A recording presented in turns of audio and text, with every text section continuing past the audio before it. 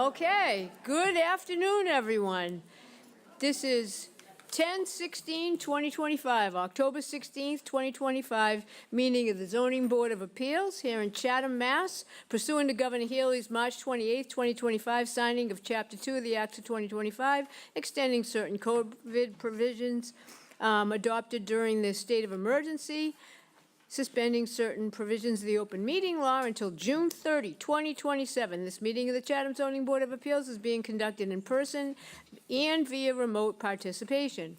Every effort will be made to ensure that the public can adequately access the proceedings as provided for in the order. A reminder, anybody who would like to listen to this meeting while in progress may call 508-945-4410, conference ID 547-360-642#, or join the meeting through the link on the posted agenda.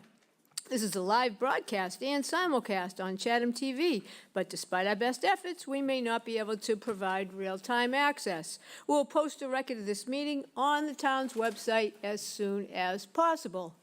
In accordance with town policy, the public can speak to any issue, hearing, or business item on the agenda during the meeting when recognized by the chair. If you're going to speak at this meeting, there'll be a 3-minute limit, and there will be a clock that's posted and a reminder from me if it gets close. And you need to speak at the microphone and not until you get there, or you'll hear the window, some knocking. Anyway, the procedural steps are we do a roll call of all board members. We ask that anybody on the phone just make it known who you are. Hearing notice will be read by staff, Sarah Clark, on my right. Now, in this case, it'll be Penrose, which is the applicant, and they will present some opening words today. And then after that, we're going to hear from some of our peer review experts, providing that they're online. We will then summarize all the letters received, and then the people from the audience and online will be able to comment for up to 3 minutes. And I just want to remind everybody that we know that not only is there a housing issue in Chatham, on Cape Cod, in Massachusetts, and through the United States of America, but also there is a world issue with housing. So you might want to save some of your time and not tell us that, because the whole world knows that. So, and we've heard it numerous times. So let's try to focus on this particular project and how you think you could make it better, or what you really think is very wrong with it. That would be helpful to all of us. Okay, so next, where are we? After we hear from the public and I read all the comments, we'll then hear again from Penrose. They'll have a chance to rebut anything they heard that they don't like, and maybe repeat some things they do like. Board members will ask questions and comment, and then we will vote to continue the application to a date certain. All votes are taken by roll call, and at the end of the meeting, we close via verbal confirmation and note the time of adjournment. So we're not going to vote on anything today, except for continuing it, but voting for this project most likely will be David Veach, David Nixon, Virginia Fenwick, Paul Semple, and myself. And commenting and possibly voting will be associate members Ed Acton, Lee Hovey, and Steve DeBoer. We're all eligible to vote on all our 40B projects if need be, because we've either been here at all meetings or we've signed a waiver saying that, no, I don't know if it's a waiver, but a promise that we read, that actually we read the minutes and we watched the meeting on YouTube or on the town's website. So right now, we're all in good standing with everything. I think I'll ask Sarah. No, actually, we're going to do roll call vote. David Veach. David H. Veach, and I approve of this meeting format. Ed Acton, I approve. David S. Nixon, I approve of this format. Paul C. Semple, I approve of this format. Lee Hovey, I approve. Stephen D. DeBoer, and I approve. Virginia Fenwick, I approve. And Randy Potash, I do as well. Okay, Sarah? Application number 25-077, Penrose LLC, 15 Milk Street, 16th floor, Boston, Mass. 02109. The property is owned by the Town of Chatham, located at 0 Meeting House Road, also shown on the Town of Chatham's Assessor's Map 4E, Block 11A, Lot AB. The applicants are requesting the grant of a comprehensive permit under Mass General Law, Chapter 40B, Sections 20 through 23, and 760 CMR 56 for the construction of 42 dwelling units and 8 structures. The applicants are requesting the grant of various waivers from regulations promulgated by the Chatham zoning bylaw and other local regulations. The property contains 3.57 acres in the R60 zoning district. This was continued from August 14th and September 4th, 2025. Welcome, counsel. Thank you. Good afternoon. For the record, my name is Andrew Singer, attorney in Dennisport, here on behalf of the applicant. With me in the audience is Rio Sacchetti from Penrose, as well as representatives from Horsley Witten, Collie Cottrell, and Union Studios. Today, this is our second session with you on this project, and we appreciate your time. At the first session, we made our introductory presentation. You had your just initial comments on the project, and we heard initial public testimony. Since then, and it was alluded to during the opening remarks, peer review with the town's peer reviewer has been completed for both civil and traffic. Just this week, you received comments from the Planning Board, the Bikeways Committee, and the Cape Cod Commission. We have started to review those. We haven't been able to finish them all. I'm sure some of the topics will come up today. We don't have a large presentation for you today. What we wanted to do is hopefully jump right into peer review, hear from the peer reviewer. Horsley Witten has responded to them, so you have written response letters from both Horsley Witten and the traffic engineer as to the initial peer review letters. I believe that Horsley Witten has discussed the civil peer review with Ty and Bond. I don't believe that the traffic has been further followed up with yet for discussion. But we can get into that. We're here to, whatever questions or comments come up during the peer review, additional feedback from you, we'll hear from the public again. And if we can answer questions today, we will try. If we can't, we'll take it under advisement. We have not revised the plans, so at some point I anticipate plans needing to be tweaked. Waivers will have to be updated, but we have not done that yet since this was the second session and since peer review was done early in this particular process, we thought it would be good to jump right into that. So with that, Madam Chair, that's our opening remarks for today. Okay, thank you so much. Thank you. So who is here for the peer review? From Ty and Bond, I believe we have Jean Christie and Taylor. And I believe it's Jean and Taylor from Ty and Bond are here for. So who would like to go first from Ty and Bond? We understand you're on Teams. Yes, that's correct. I Okay. can go first. Okay, welcome. Thank you. Good afternoon. I'm Taylor Labby. I assisted with the site civil peer review for the project. We had initially reviewed the project and issued a letter with some initial findings. That letter was dated August 28, 2025. We then met with the applicant's engineer on September 2nd to provide some clarification on points and just go through the peer review that we had provided. We received then a response to our comments in a letter dated October 9th with some updated materials, and then we went ahead and completed our second peer review, round 2, and then issued a letter dated October 15th, 2025. So in that second round peer review, we did identify just a couple of outstanding items, the first of those being that we did not receive an updated landscaping plan, so we were not able to review that ahead of the hearing today just to confirm compliance with a couple of requirements, one of those being the green space calculations, for example, as well as verifying that the landscaping features just generally don't conflict with some of those site civil features that are proposed. So we did not get a chance to review that ahead of today, and then we also identified just that some of the pretreatment requirements for the site in terms of stormwater were not quite met, with the site being in a wellhead protection area that's related to some drinking water requirements in Massachusetts. There's a bit of a heightened pretreatment requirement, and we made note of that in our second round peer review letter.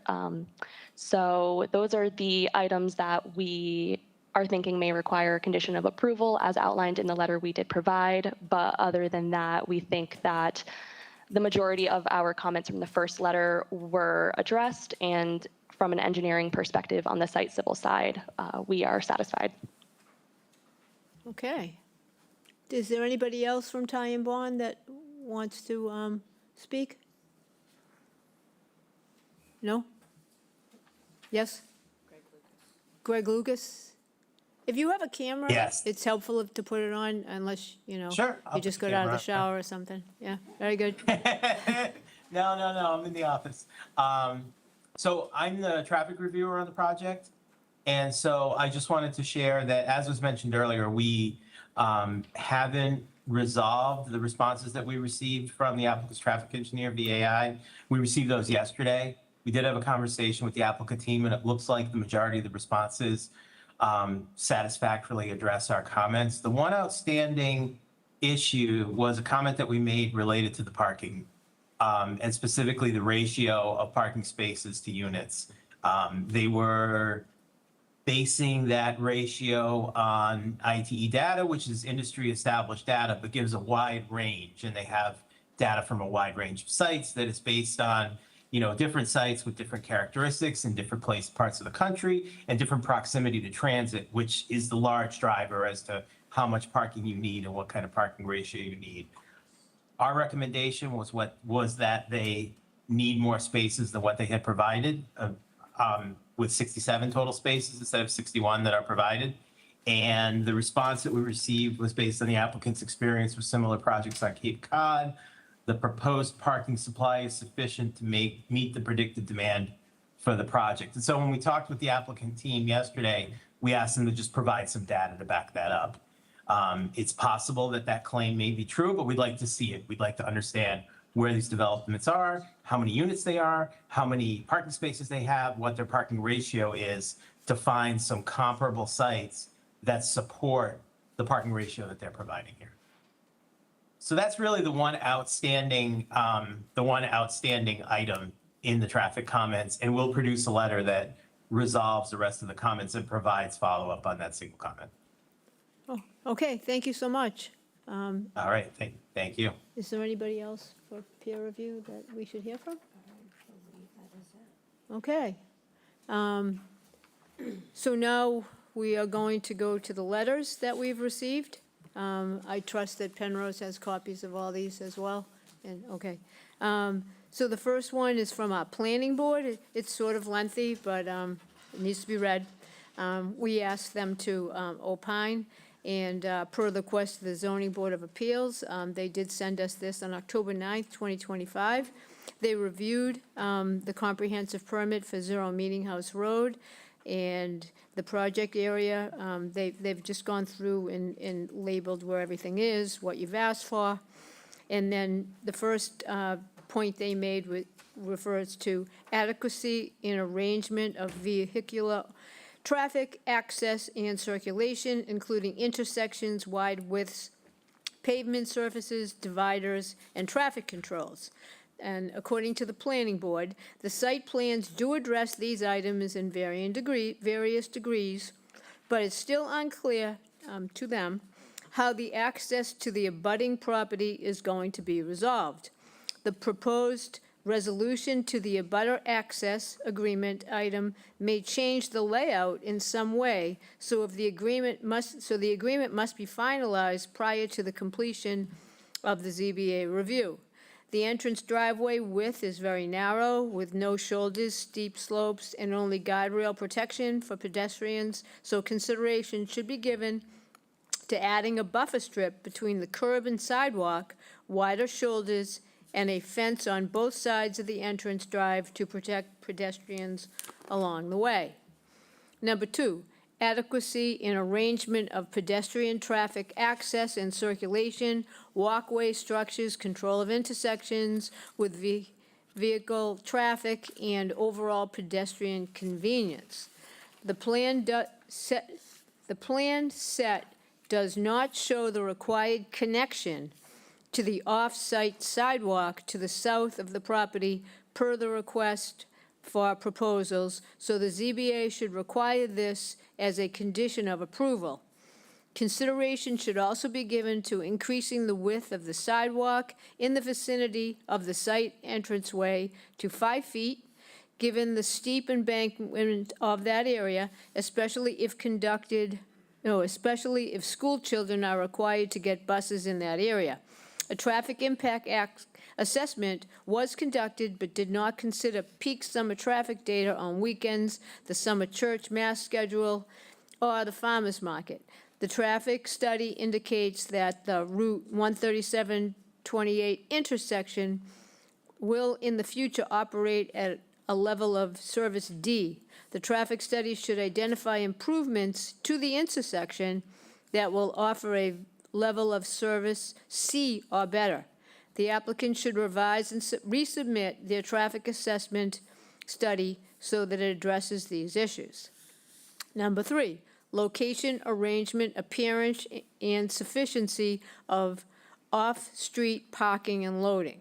The waiver was requested for a reduction in the number of parking spaces needed from 84 to 60. Planning board members do not consider this reduction to be acceptable for residents or visitors to the development, especially given there are no publicly available overflow parking areas nearby. Basically, Zero Meeting House site is in an isolated area, and there are no opportunities for parking off-site in the vicinity. Provisions for designated areas should be provided for delivery service, public transportation, or school bus pickup and drop-off. Approximately 65% of the units are 2 to 3 bedrooms, which may require second parking spaces or visitor parking spaces for those units. The 1533 Main Street 40B site has proposed 1.8 parking spaces per unit. The planning board recommends maintaining that ratio for this site and increasing spaces to 78. Location, arrangement, size, designation, and general site compatibility of buildings, lighting, and signs. Compatibilities of buildings with the surrounding area will be addressed by other reviewing entities, but the planning board has some recommendations consistent with this review criteria to improve the site. The board typically requires low foot candle lighting to facilitate dark sky initiatives and recommends the post light poles not exceed 12 feet.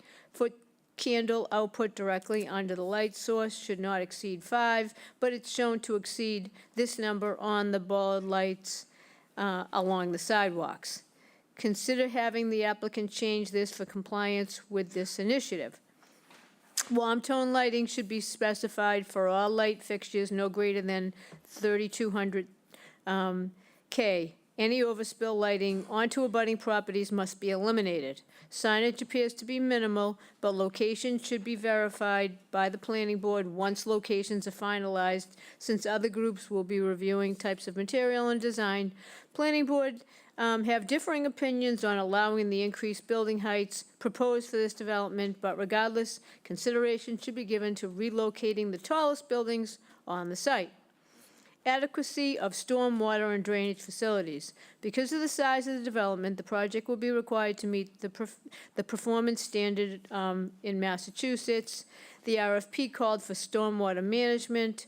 The applicant's stormwater design should be revised and resubmitted to incorporate LID design strategies as called for by the RFP and submitted in their proposal. Issues raised by the peer review consultant should be addressed, in particular total suspended solids removal, address the zone 2 wellhead protection area of a public water supply, snow storage locations, the stability of recharge basins, providing at least 3 feet of cover over the drainage pipes, reducing the pipe discharge velocities that exceed 20 FPS, and design the outlet discharge pipes with adequate RAP to prevent erosion. Adequacy of water supply and sewage disposal facilities. It will be served by town water and sewer, so it doesn't appear to be an issue. Number 7, adequacy, type, and arrangement of trees, shrubs, and other landscaping. The RFP calls for retaining and enhancing natural buffers to the surrounding residential neighbors, and they haven't seen that any buffers to the neighbors that abut the site to the north. The buffer along the northern property should be enhanced to protect abutting properties from unintended impacts. The western property line vegetative buffer should also be enhanced to shield residents from buildings 1 and 2. And in case of an apartment complex or other multiple dwelling, the adequacy of usable open space for play areas and informal recreation. That was number 8. This development will abut the Twinefield Conservation Area along the western edge of the property, which increases access to passive recreation open space. The paved bike path on-site provides direct access to the Old Bay Colony Rail Trail, which runs across the southeast portion. The planning board recommends an 8-foot wide bikeway connector from the site to the Old Colony Rail Trail to allow safer passage. However, the planning board must reiterate the need for an easement approved by town council for the bike trail and bike racks throughout the site, given the limited storage that many units will have for such items. Number 9, protection of adjacent or neighboring properties against noise, glare, unsightliness, or other objectionable features. As previously stated, they go again to talk about the lighting and the dark sky. Lighting is required to be under 5-foot candles. A single dumpster for north end of the site for 42 units is inadequate. The planning board recommends having a dumpster between the buildings and not abutting adjacent properties. Buildings 5 and 6 have almost no level surface area behind the buildings, which is open to a steep slope, creating an unsafe condition.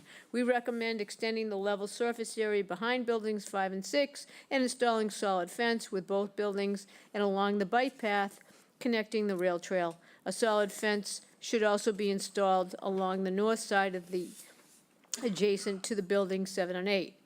Number 10, adequacy of fire lanes and other emergency and the provision of fire hydrants. The fire department will verify compliance for that.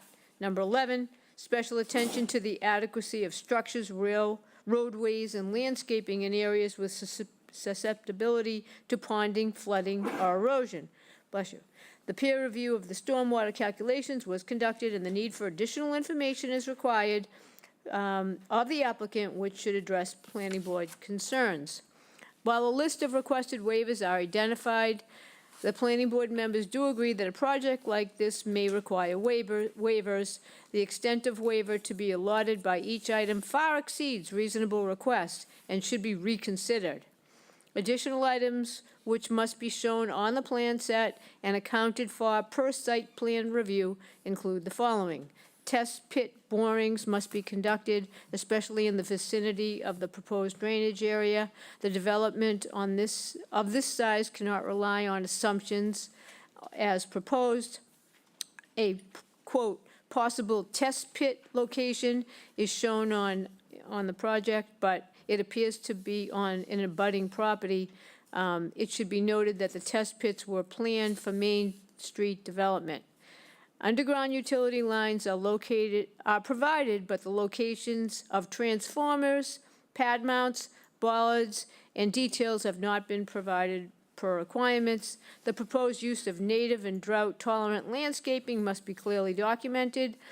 Due to the complexity of site contours, the construction staging plan should be included in the application documentation per RFP, and bike racks should be placed at several locations along the site. And so that was from our planning board chair, Arthur Spru. Cape Cod Commission. They have a rather lengthy correspondence as well. Most of their, the beginning especially on page 1 and page 2, they just talk about the project, quoting the provisions that are already in the project that are known, and then they go on to their recommendations. So I'll skim over the first part. The Cape Cod Commission seeks to protect unique values and qualities of life on Cape Cod. So they go on to note what their mission is. Housing, the Act in RPP seeks to preserve the social diversity of the region by promoting the development of affordable housing and moderate income housing. So they again talk about the mission of the Cape Cod Commission. Community design, the RPP community design goal seeks to promote context-sensitive design that uses traditional Cape Cod materials and forms while minimizing development footprints and adverse impacts to scenic routes. The proposed project consists of 8 residential buildings surrounded by a central parking area. The siting of the buildings in the rear of the lot follows traditional cluster development, creating an enclosed central area with pedestrian walking paths, an outdoor public meeting space, and covered seating, as well as connections to a playground, bike racks, and the Cape Cod Trail. In addition, each building engages the central area while appropriately scaled and designed main entrances, accentuated with large front porches. All the buildings will be partially to fully screened by vegetation from neighboring properties to the northwest and south. The significant road frontage buffer will be provided by existing vegetation, and the entrance road is slightly curved to provide additional screening from the roadway. The 8 buildings demonstrate 3 different designs that respect traditional scale and massing. The 2 buildings closest to the neighbors' residential properties, buildings 7 and 8, have a footprint of only 1,725 square feet, are 2 stories with total height just over 27.5 feet, and have facades less than 50 feet wide with significant variation. The largest building is located furthest from the road and has a footprint of 3,416 square feet, is 2 stories with a total height of just over 28 feet, and has a front facade with sufficient variation. Buildings 2 through 6 have footprints of 2,656 square feet with a height of 32 feet and front facades of 66.5 feet. Although the recommendation design standard is at least 10 feet of projection or setback for every 50 feet of facade length, the combination of smaller setbacks and large front porches provides sufficient variation to break down massing. In addition, the use of traditional lap, shingle, and board and batten siding provide additional variety on the facades and reflect traditional building materials in the region. The project will require substantial disturbance of undeveloped woodland, but in a significant area along Meeting House Road, there is a significant area that will stay intact using existing vegetation as a buffer. Whenever possible, existing vegetation should be maintained on the site. Improvements include the installation of stormwater management system containing water quality units and rain garden turrets as pre-treatment structures for runoff from impervious surfaces, and tree trenches or bioretention areas for treatment. Overflow of runoff will be conveyed to the natural depression on the southeast corner of the property. Disturbed area on either side of the proposed entrance road where the terrain is most variable will be planted with rough lawn and native whip vegetation. Parking is located behind and to the side of the buildings closest to the street, providing significant screening. 2 bike racks are proposed near the entrance of the Cape Cod Rail Trail path. Staff suggests that the provision of more substantial bike parking infrastructure that is reflective to the project's proximity to the rail trail would be appropriate.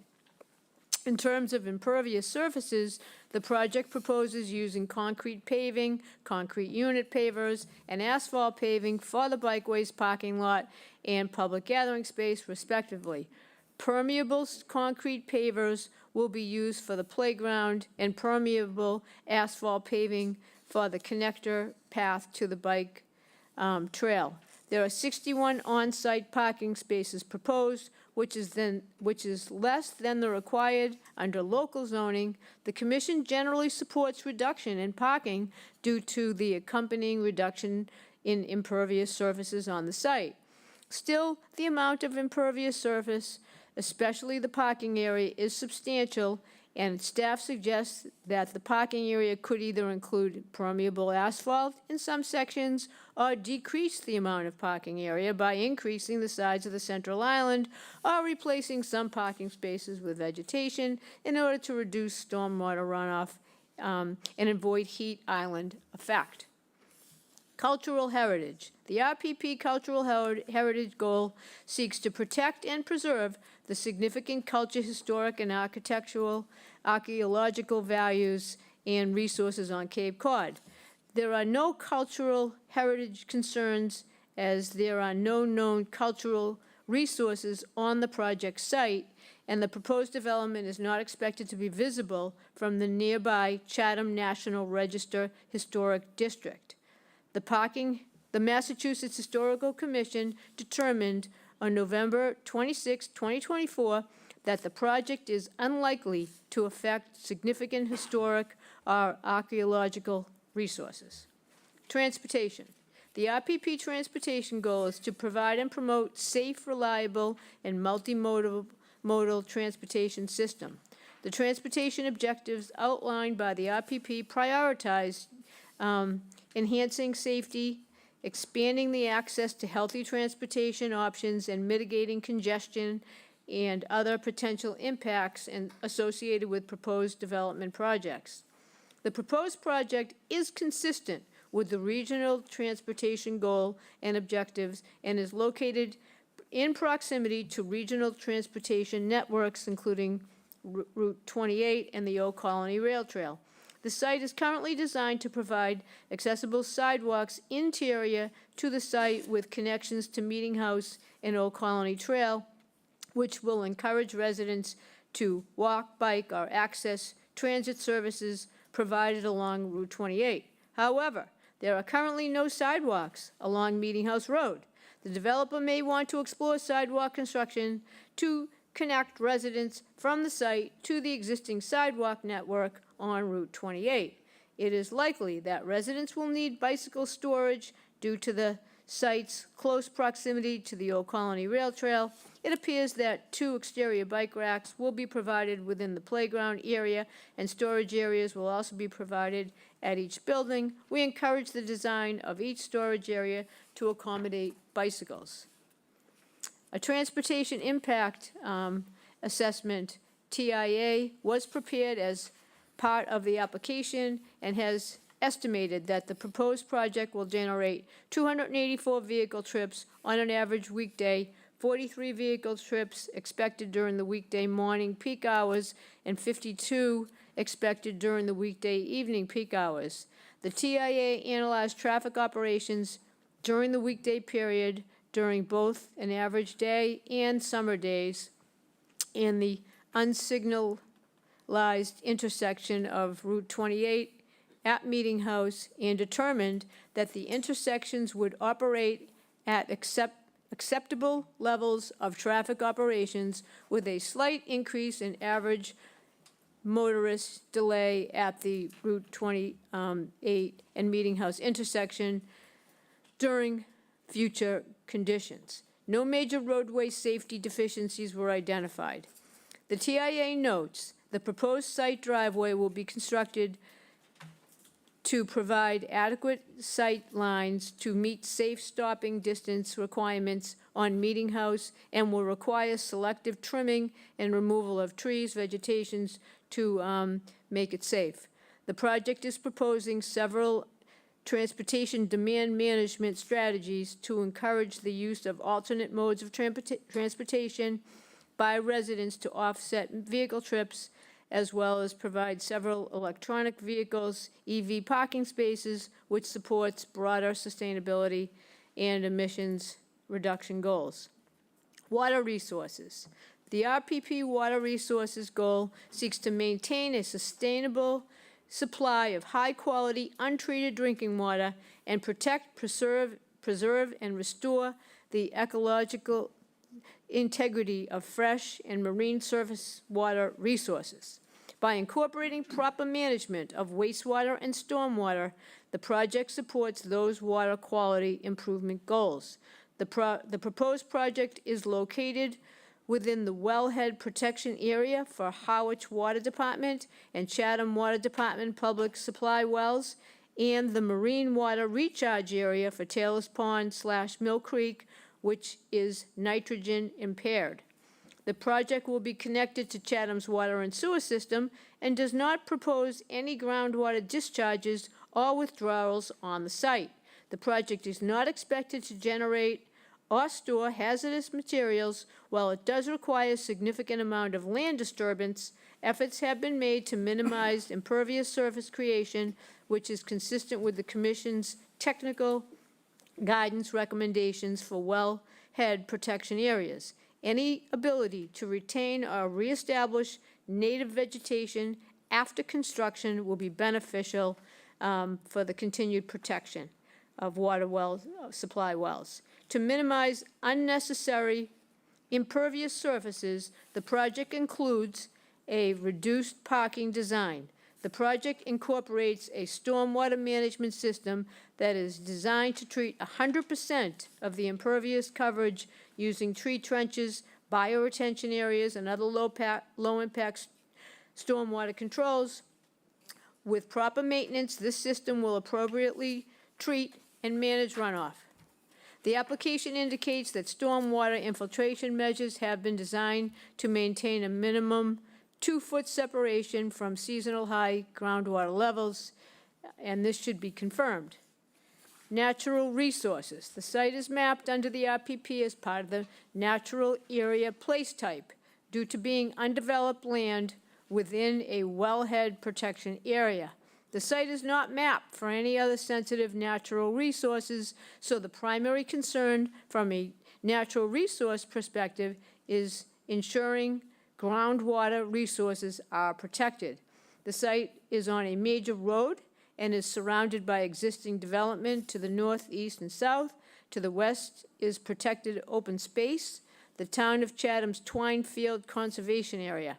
The inclusion of on-site amenities, including bike racks, garden beds, and playgrounds, as well as walking paths connecting to the conservation area, sidewalks, and bike path, is consistent with the RPP's open space goal to establish and connect recreational trails.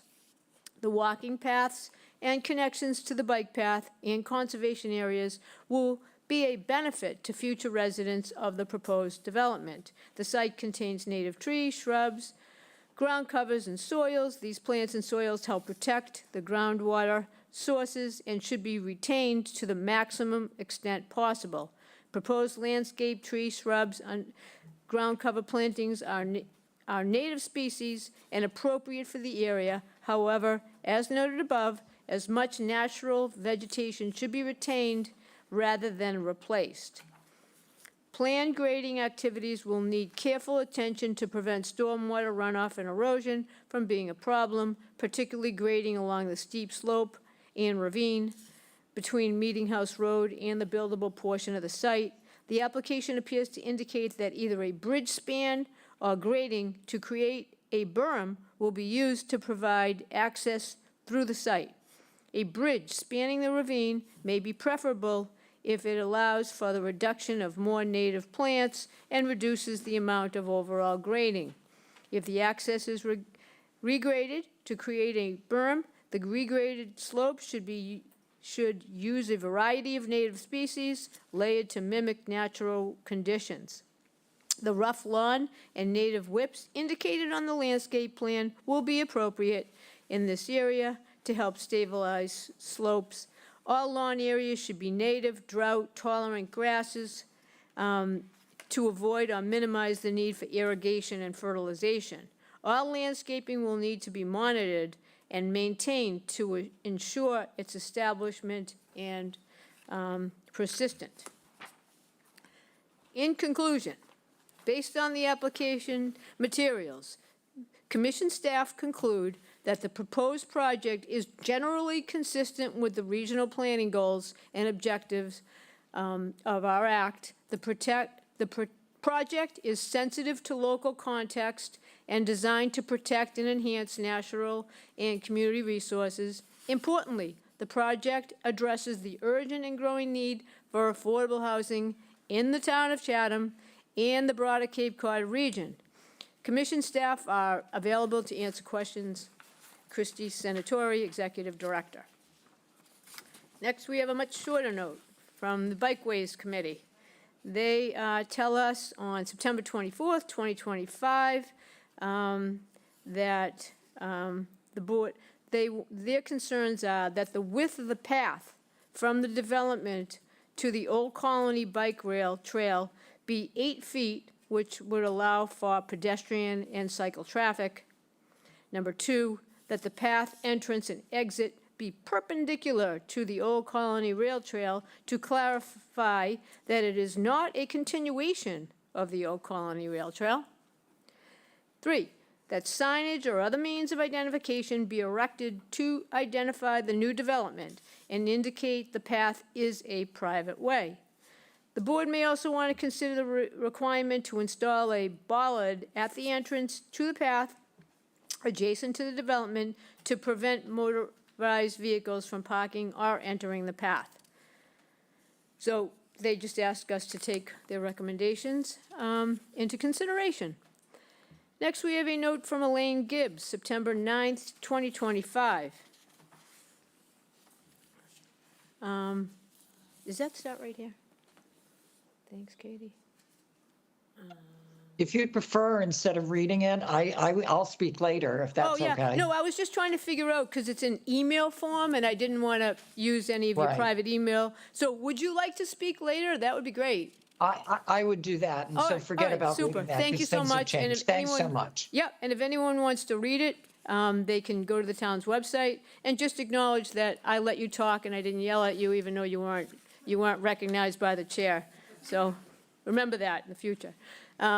Okay, next we have a note from Cynthia L. Fucci. And this note talks about both projects, so I'm going to read the portions that relate to Meeting House only. Although, again, I know Penrose has a copy of it, and it's possible we'll read the other part on the 30th. I'm not sure. Okay.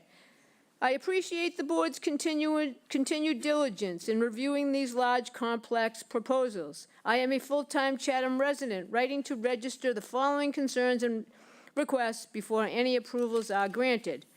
Number 1, right sizing and size fit. The current density and massing appear to be out of scale for the locations and surrounding neighborhoods. Please require objective alternatives that reduce unit counts, preserve neighborhood character, and address cumulative impacts across both sites.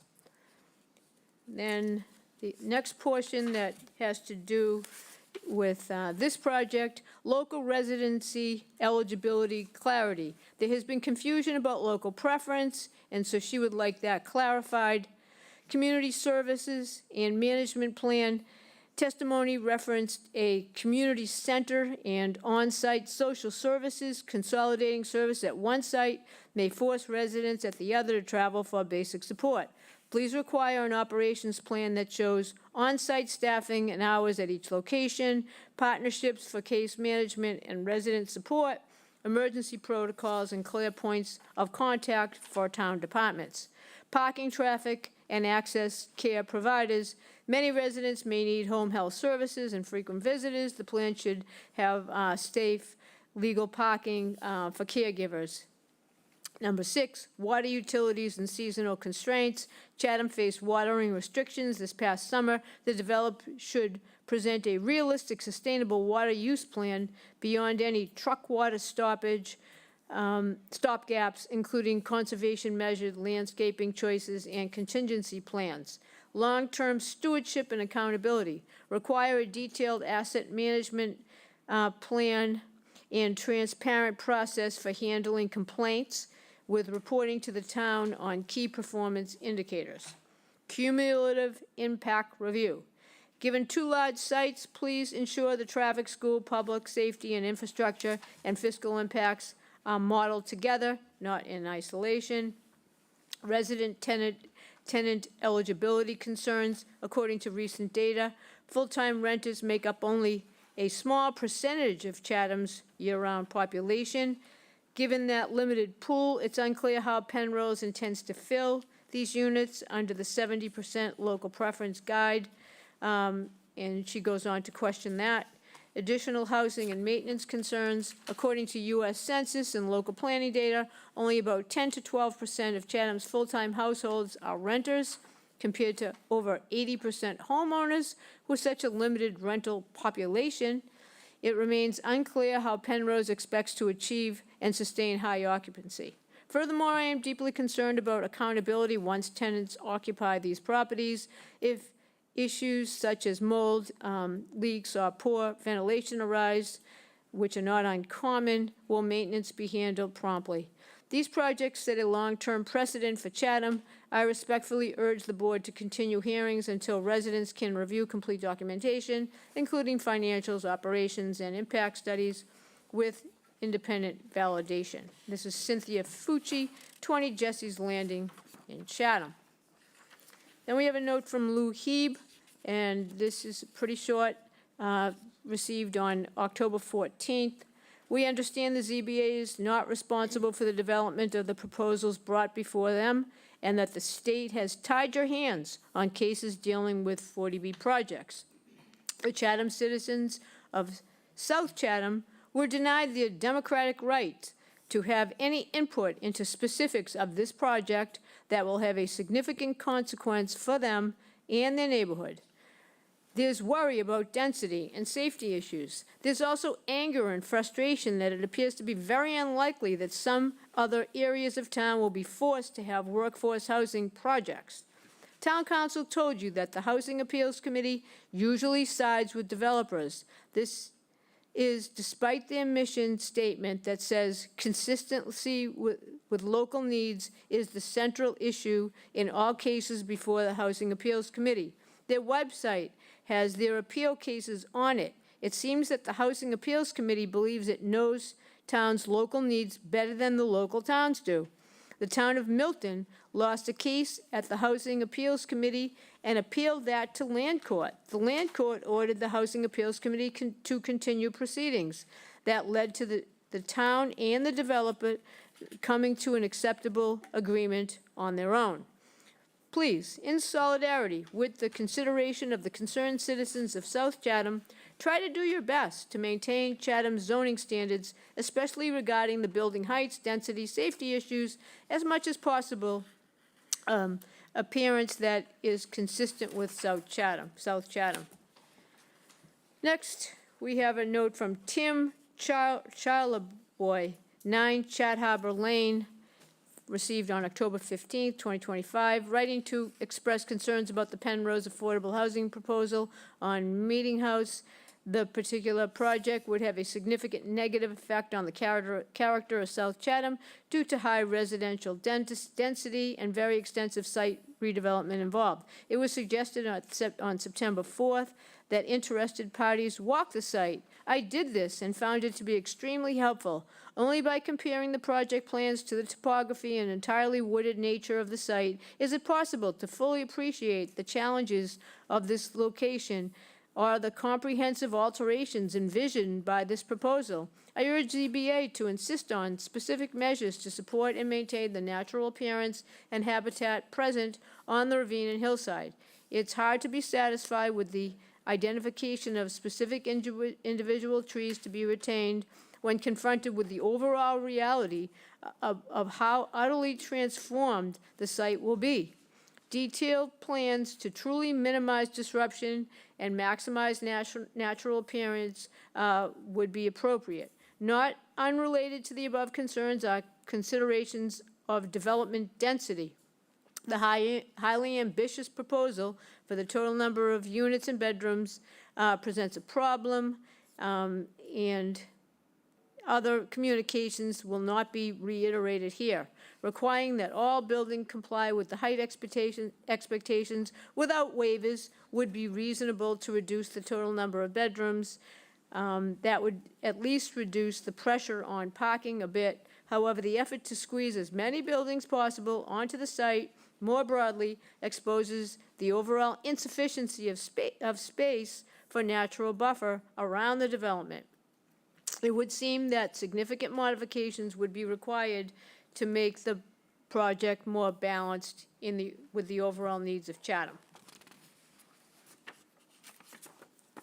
Okay.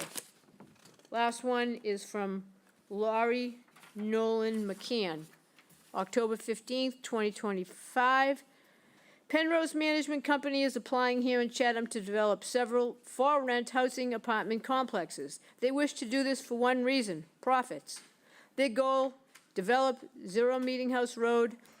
Developing this will destroy one of the few remaining tracts of land in Chatham to reap the benefits for profits for Penrose. In doing so, the landscape of our beloved Chatham seaside community will never be the same. In a word, this Meeting House Road project is detrimental to the preservation, safety, and overall well-being of all Chatham residents and citizens of Chatham. It is not a thoughtful project, or one true affordable housing, but rather a money grab and development opportunity for Penrose as they hide behind the cloak of 40B, a perhaps well-intended set of guidelines easily abused and easily misused to develop vacant land and develop parcels for affordable housing. The change of this landscape in the name of affordable housing will be horrifying. Penrose has broken every possible rule of zoning, density, setback, parking, sewer, water, emergency response capability, and more. Every rule is broken here. Every zoning rule is broken here. Elevation. The reality is what might stand here under the Penrose proposal is shocking. I walked the parcel today at Zero Meeting House, and I am horrified by the reality that will result if the town zoning board of appeals approves this dense, looming, and high apartment complex. The topography and elevation of this parcel will result in tall, looming buildings, completely transforming the neighborhood. Travel Route 28 onto Meeting House and place your eyes to the right of Our Lady Grace Church, and then glance to the left, and please imagine quantity 8 buildings of 3 stories in height, looming buildings comprising 42 rental units, 14 one-bedroom, 23 2, and 5 3. These buildings might be taller than Our Lady of Grace Church. Imagine this as a gateway to Chatham. Traffic will be difficult, parking impossible at the complex. The proposed sewer capacity is perhaps 50% short of what it needs to be. Light pollution, noise pollution, and safety of all those utilizing the bike trail is deeply compromised, as this is the safety of every vehicle traveling on Route 137. The proposed 61 parking spaces is identified on the plan. She says you'd need 90. Across the street, at the bike path lot, look at the skyline and imagine quantity 8, and she goes on to reiterate how many buildings there would be and what the heights are. But nonetheless, the natural elevation of this site will have its apartment complex looming over all of us.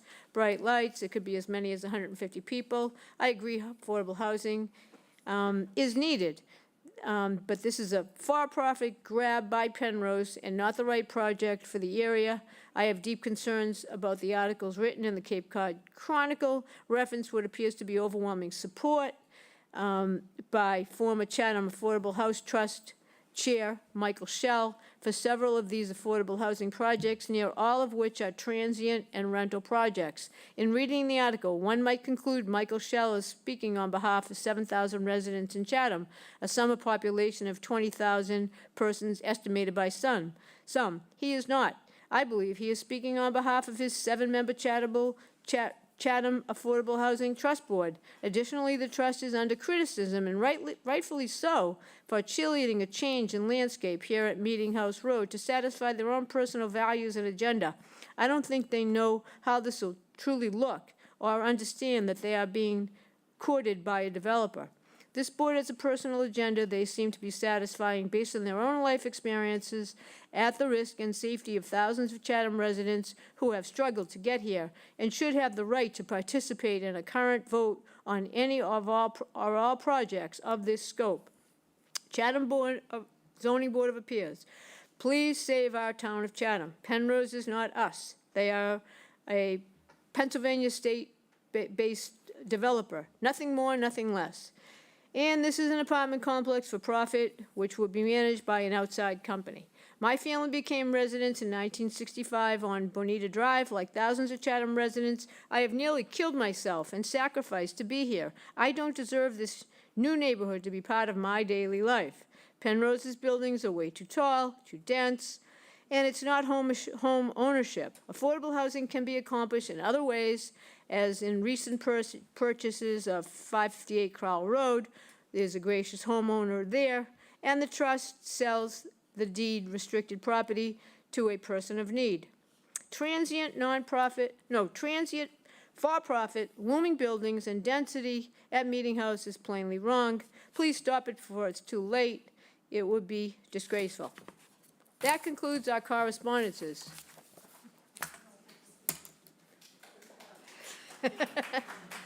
I only do that so they don't have to, because once in a while I skip a word or two, which I am allowed to do. All right, so who would like to go first from the audience? Yes, sir. Please step up to the microphone. I notice everybody has their hats off today, which is our policy. Thank you for respecting the public building. And I forgot to mention before, please shut off all gadgets or any kind of noise-making devices and keep conversations in the hall. Yes, sir. Welcome. I'm sorry, did you say something about hats off? I missed that. Yeah, yeah. Hats, I left my hat with my wife. I know, yeah. Thank you very much. Frank Messina. I'm currently chairman of the the Historical Commission, Planning Board. That was another life. And also a member of the South Chatham Village Association Board. Just quickly aside, I'm going to watch the clock. The individual in that last letter you wrote, it was very an emotional outburst, so to speak, of how she felt. But unfortunately, a lot of people in Chatham feel that way. I don't blame Mr. Shells individually, and as she did, but I think we made a mistake, the town of Chatham. We went to town meeting, we voted for something, we gave some authority to, I guess, the Affordable Housing Trust, and they ran with it. So I can't blame the folks in Penrose. They're doing what they were told to do, but we're still stuck with this pig, okay? And it's a problem, and there's really nothing we can do. Luckily, the development in South Chatham is going to be hidden back and away, unlike the West Chatham development. So, early on when they first came to some of the meetings, I remember saying to members of the board, if you don't get this right, this may be the last one we do in Chatham, because it's got to go to town meeting, to vote money, unless the developer comes in, buys up, 10,000 square feet or acres, whatever it is, and builds it independently. As long as we, the town, are going to allow it, we're stuck with it. So we are. Having said that, in a minute and 30 seconds left, this is a very difficult site, the intersection of 137 and 28. The South Chatham Village Association has been years trying to improve. We were able finally, about 3 years ago, to get the crosswalks across that. You have a situation with the connection to the bike path that was spoken for, that also was difficult.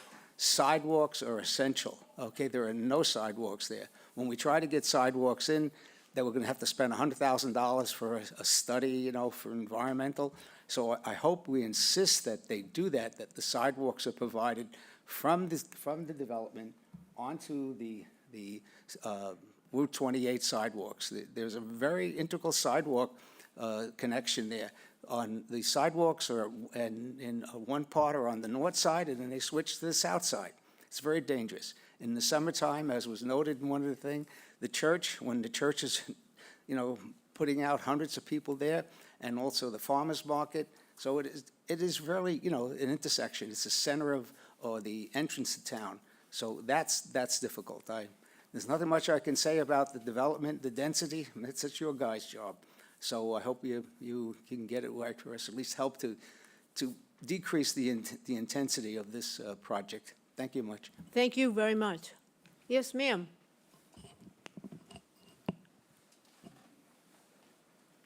Welcome. Thank you. Hannah Smith of Chatham. First and foremost, I would like to thank the ZBA for the amount of time and effort they've spent working to ensure that the quality of life and safety of the future tenants of both Main Street and Meeting House properties are of the utmost importance. I feel it's important to begin with those words because over the past few weeks, there have been a handful of people, including former and current elected officials, critiquing the ZBA process, which is made up of members that they themselves trusted to serve on the ZBA. Unfortunately, those individuals seem to have forgotten why they elected these ZBA members in the first place. The members before us were chosen because elected officials of Chatham believe they are the best for this position. We should let them do their job. Respectfully, Chatham's dire, affordable, and attainable housing situation is not what it is today because of anything the ZBA has done or may do going forward.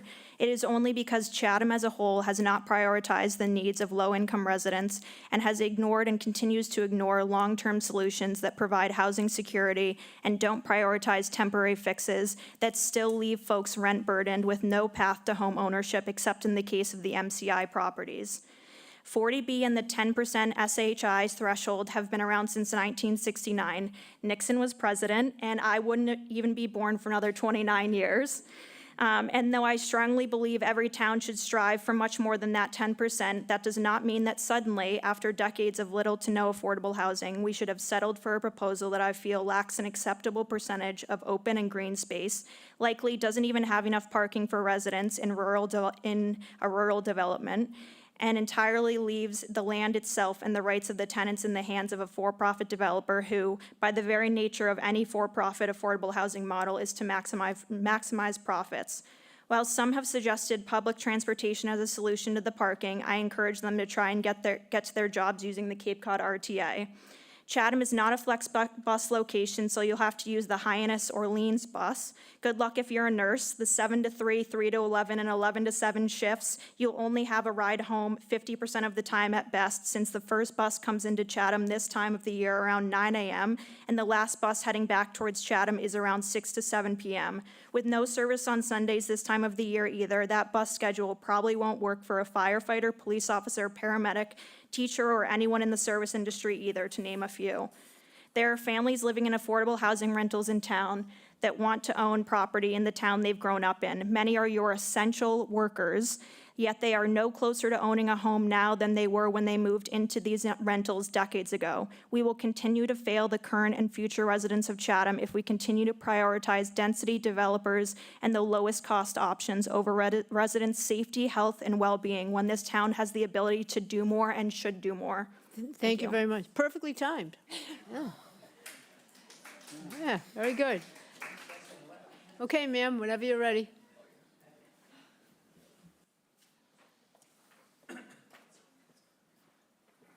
Carol Gordon, South Chatham. When Penrose received the contract for Meeting House Road, they promised to work with the community.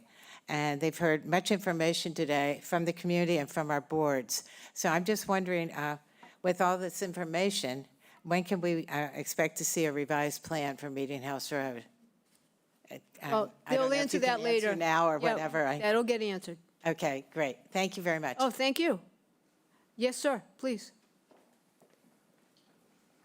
Whoever else in the audience plans to speak, please form a queue, as they say. Good afternoon, Board. Yes, good afternoon.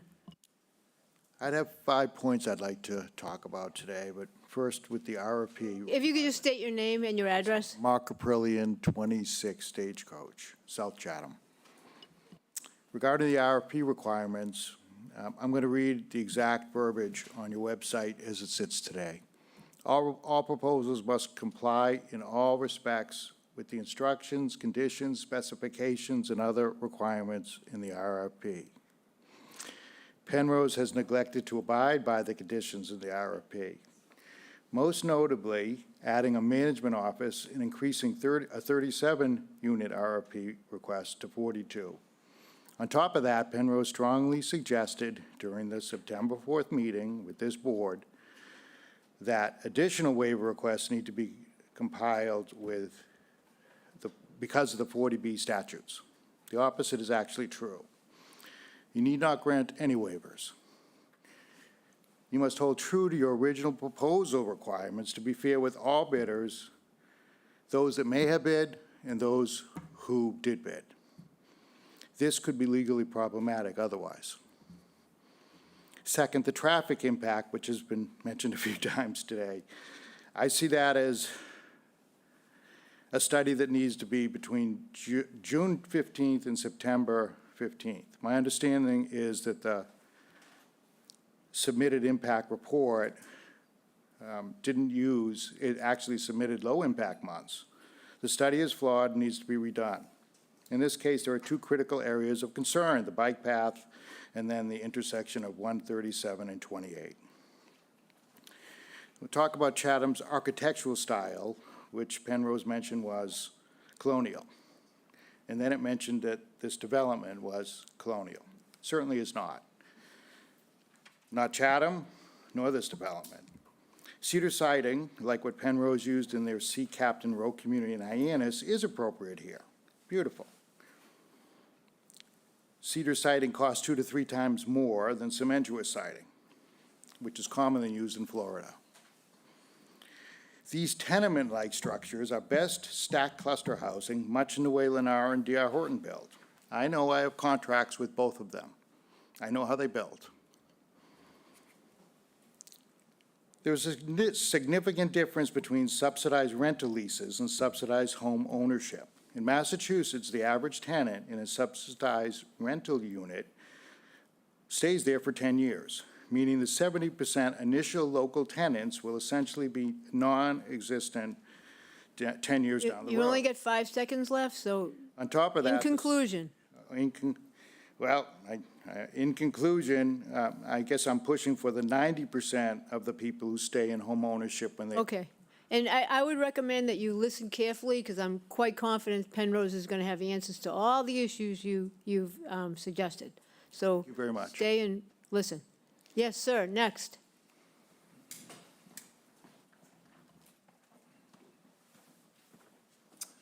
Good afternoon. Bob Oliver, Chair of the Bikeways Commission.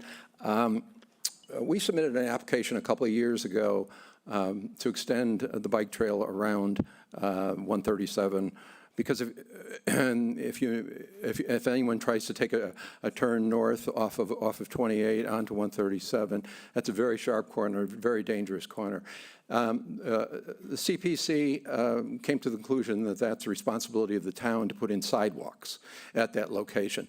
So what I'd like to do is suggest that you ask the Cape Cod Commission, this is probably not Penrose's responsibility, but you ask the Cape Cod Commission to give you their opinion on what sidewalks should be in that area, and that you piggyback that requirement of the town to put the sidewalks in as part of this whole development, because we can't look at this development in a vacuum, because people are going to be able to want to walk somewhere. Right now, as I understand it from looking at the last drawing, they're really going to walk to the bike trail. They're going to walk down, and then they're going to cross the crosswalk, because there are no other sidewalks.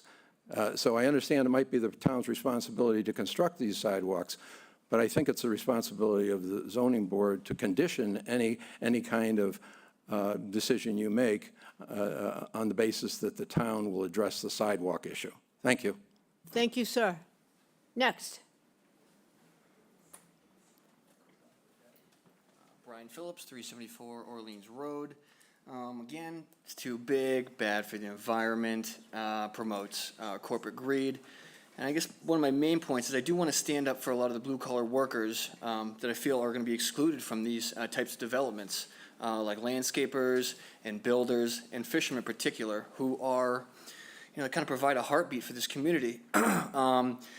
Those jobs, they require a truck and a trailer. And if, you're working for someone, eventually you want to get your own truck and trailer and start, taking on some of your own clients. Especially would like to, the fishermen, everything's connected. Where, if we don't provide enough housing for fishermen. The restaurants are going to, struggle a little bit. Things are going to be more expensive. And it's the same thing with, starting, landscaping is $95 an hour. And if you don't have people that can, grow up and then start their own businesses, these rates are going to stay the same. Where when you have, people starting their own businesses, it creates, for like a free market. So that and then on the other hand, and I'm also in favor of home ownership. And I think we're going to request a new project again. I'd like tiny houses, cottages, and as much green space as possible for home ownership. Thank you. Thank you. Okay, is there anybody else in the audience? Or I'm going to go online, and if you change your mind in the audience, I'll come back. Elaine Gibbs, we promised that we would hear from you. Would you like to go ahead now? Yes, thank you. Is my mic on? It is. Yeah, mine wasn't. Yes. Oh, okay, thank you very much. Yes, just some comments. The driveway's split rail for the entrance of the property is totally insufficient. It is a split rail, and if they're hit and fail, an accident could be deadly because of the 13-foot ravine on either side. Children have to walk along that 245 feet to the bus stop with only 2 horizontal rails. They could easily climb through them, and they will, on a bed. Any guardrail cannot have any space for the ability for them to do so. There's no indication that Penrose has reached out to the schools on bus routes to see if children would have to cross the street for pickup and drop off. Parking is totally insufficient. There's no alternative at that site. If the parking lot is full, unlike West Chatham, no assigned parking or guest parking to monitor and enforce visitor parking. Penrose continues to compare occupancy estimated based on Nauset Green, that only has 6 units per acre, 6 miles north of the Orleans Rotary, and is not on 6A but a side road. Chatham is far more desirable than that site and will have a much higher occupancy. Penrose has also admitted that they would not have taken on Meeting House because of the challenging topography, except to make 1533 economically feasible. And that's the reason why we should not have hired a for-profit. There's a lack of private green space and a very small communal area. There is no place for children to safely ride bikes either on or off the property. Penrose's RFP actually encourages children to play in the woods and the ravines, with photos actually in their presentation, using what looks like an Ocean State job lot slide down one of the ravine slopes. It's asking for accidents and what I would consider an attractive nuisance. I don't know how that could pass any safety protocols.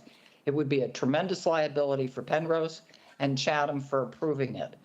The 2 units to the left of the entrance back up a 13-foot ravine. There is no space behind it. The idea of children in a second-floor rear bedroom falling out of a window or having to evacuate from a fire would mean a 43-foot drop into that ravine. The fire department would be impeded because of the ravine in order to be able to enter from the rear if necessary. This is simply not a buildable lot for this density and topography as designed. I ask myself when reviewing these projects if I would want my children or grandchildren living here for safety and the quality of life, and the answer is no. In conclusion, we can do it right or we can do this. Thank you. Thank you. Anybody else online would like to go next on Microsoft Teams? If so, raise the indicator, the hand. No? Seeing none? Anybody in the audience? Okay. Penrose, come back.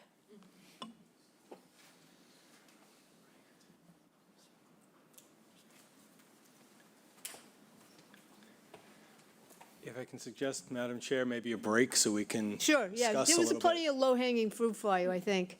So, yes, we'll see you after a 10-minute break.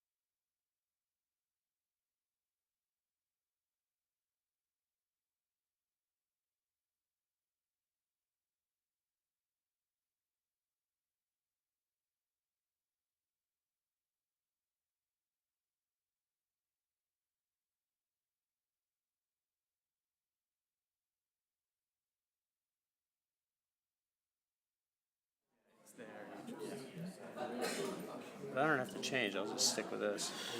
Okay, we are back. So now we are at the point in time where Penrose has heard a lot, and we're going to give them a chance to do some explaining or answering or rebutting. Welcome back. Thank you. All right, we have a series of responses. I'd like just to briefly start off and say, I'm not going to be explaining because notwithstanding the attacks against the applicant, what we're here to do is to discuss the project.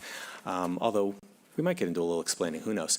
We're also not going to address all of the comments that we heard because several of them respectfully are not jurisdictional in front of you, a board, what you're looking for.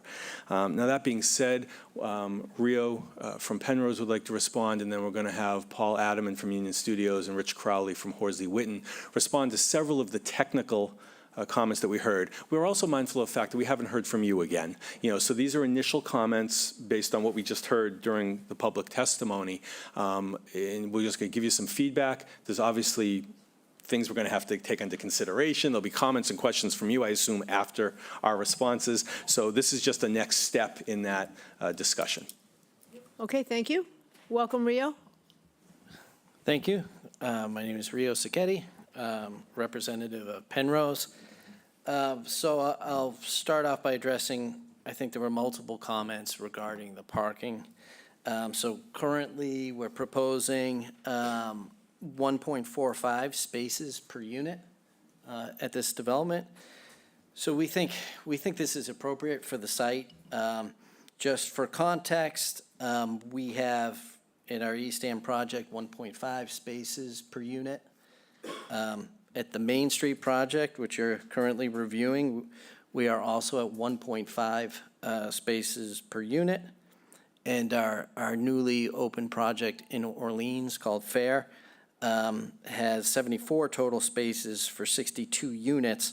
That's 1.2 spaces per unit. The ITE, the Institute of Traffic Engineers, recommends for this type of project, this type of housing development has 1.3 to 1.6 spaces per unit. So we think we fall right in the sweet spot. Right in the middle of where we are with our other Outer and Lower Cape projects, and right in the middle of what the ITE recommends. I think there was a comment, it might have been Mrs. Gibbs, about the assigned parking. Similar to Main Street, we're proposing unassigned parking. The reason we do that is it's more efficient utilization of the parking spaces. Because it eliminates stranded capacity. It lets the supply float to where it's needed. It's better able to handle daily swings between workers, guests, and home health aides. It's also more friendly to snow removal and maintenance. It's also consistent with general multifamily best practices. We want to keep the ADA and EV spots available for whoever needs it. And I think the concern was, people won't always have a space at their front door, but that's true in both cases with assigned parking and unassigned parking. Not every space can be at someone's front door. We definitely agree proximity matters to the people who will live here.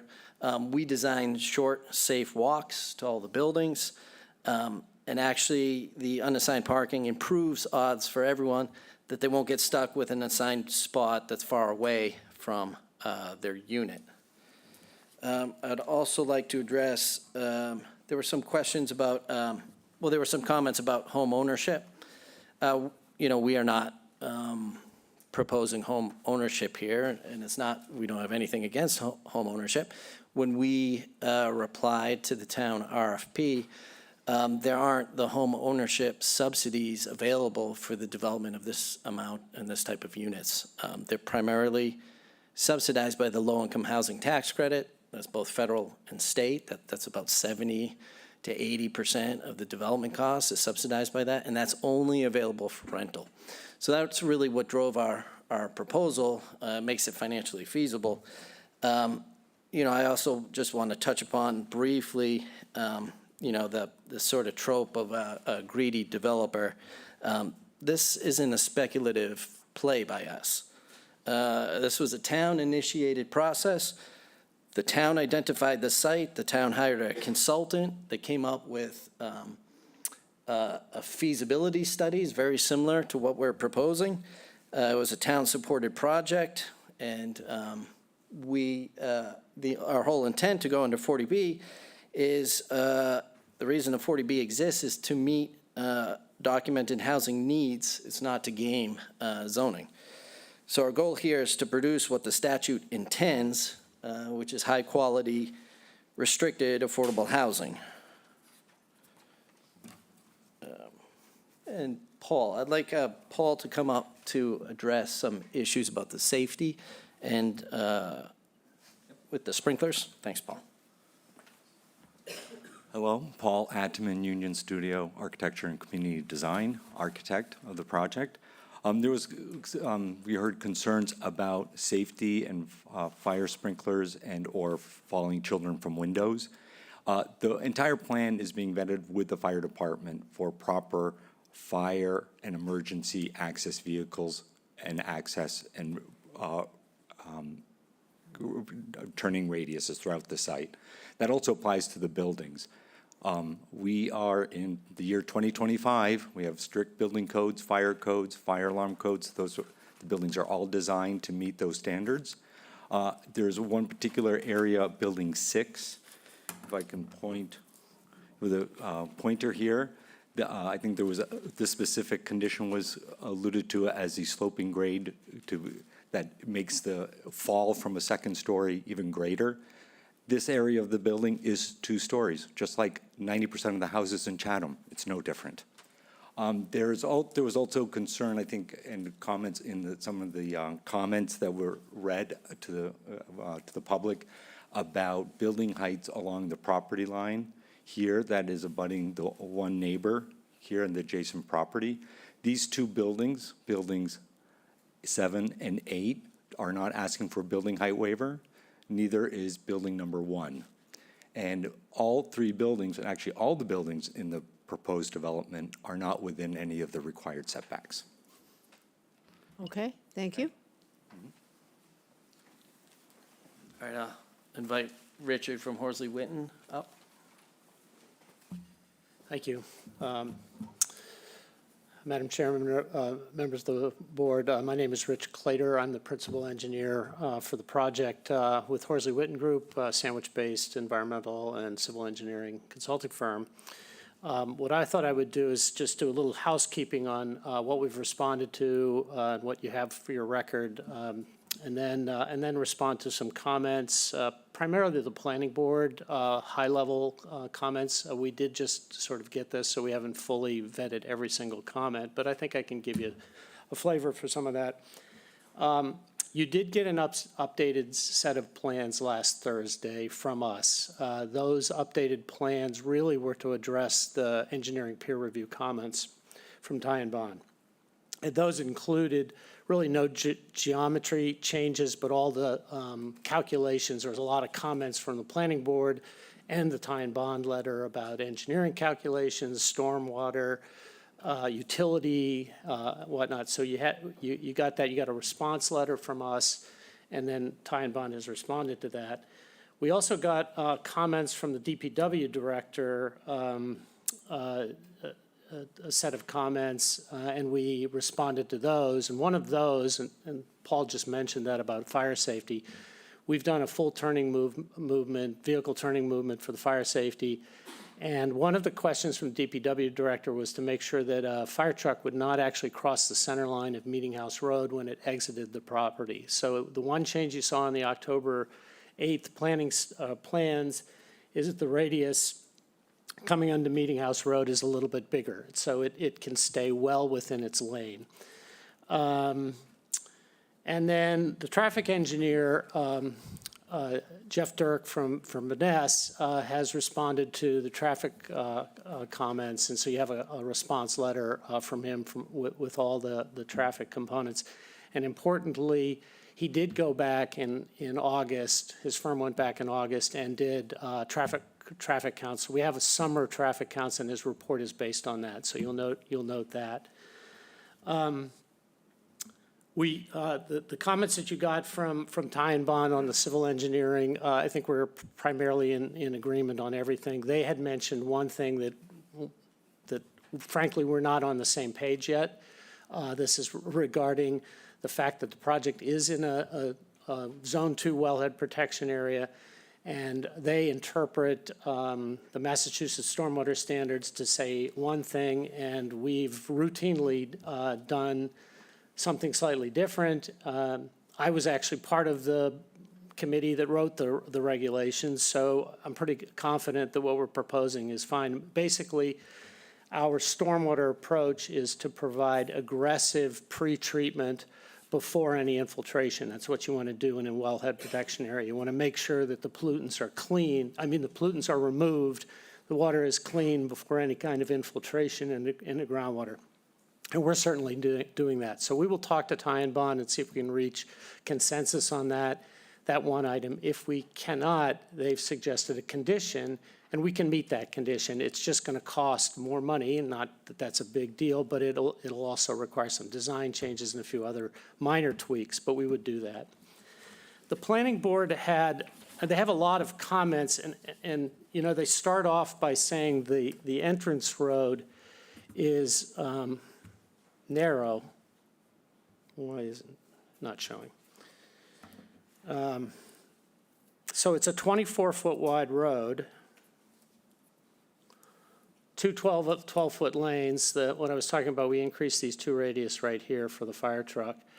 So 24 feet is a pretty wide road. We do have a 2-foot shoulder on either side, and we have robust guardrails on both sides. These are not timber split rail fence. This is a DOT-approved timber guardrail shown on the plans and meets the Mass Department of Transportation requirements. We do have a 5-foot sidewalk on the edge.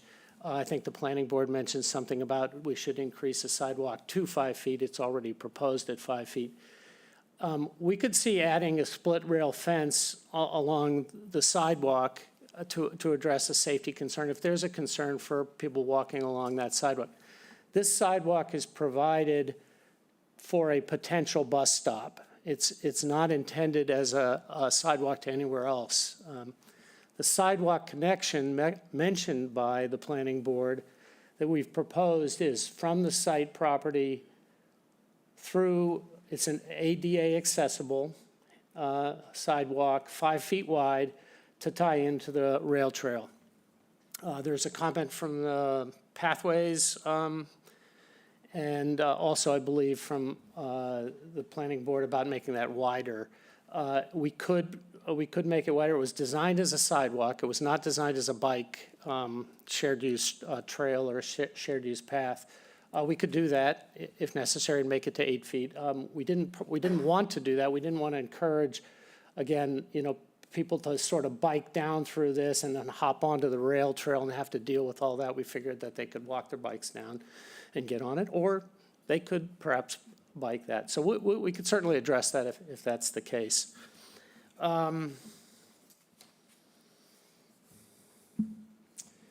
Rio's talked about parking, and so I won't go into that.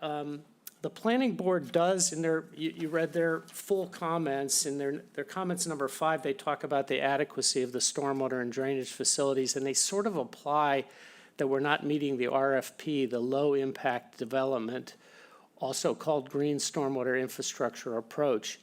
And yet the Cape Cod Commission said we are applying these low impact development techniques. And I'll say that these are clearly low impact development green stormwater infrastructure techniques.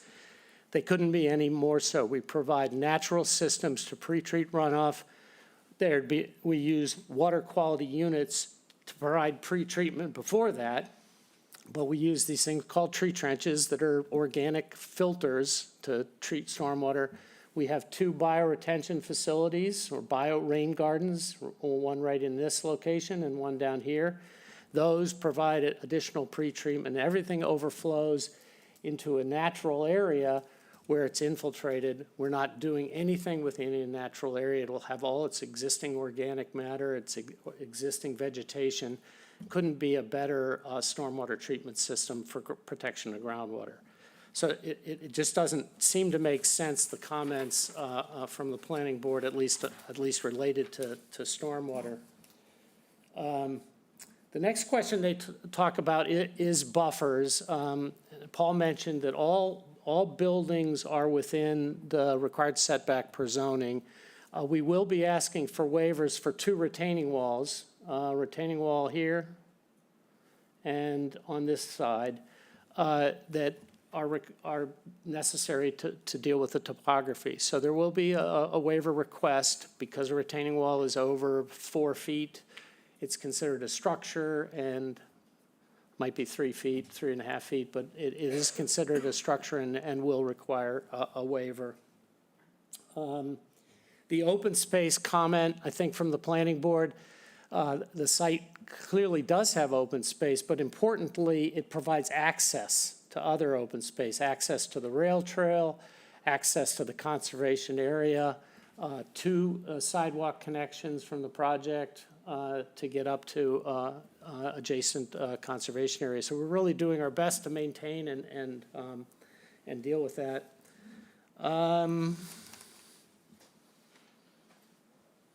I think I've already addressed the fire department questions. I think that's the lion's share of what I wanted to cover in the both the response to peer review and the planning board comments for now. We will be responding all of this in writing, so for the record, you'll have a full, more detailed response to all of these comments. Yep. And the planning board wasn't privy to the Cape Cod Commission or, so they wrote that a while ago. Yeah. And they did, I think they did make some comments about the stormwater, not being compliant with this and the high velocity and other stuff. Those were reflected in the tie and bond peer review letter. The revised plans and supporting calculations that were sent out a week before today's meeting addressed all of that, at least to die and bond, and I assume the planning board will be okay with that as well. Yeah. We'll see. We'll all be on the same page by next time. Yep. Yeah. Yep. Okay, very Thank good. you. Happy to answer any questions you might have thank when you get to that. Okay. I think that's it for our Okay. initial responses. We welcome Yep. wherever you want to go next. Yeah, absolutely. So we're going to do comments and questions from the board. Let's start with Paul. We haven't started with Paul in a long time.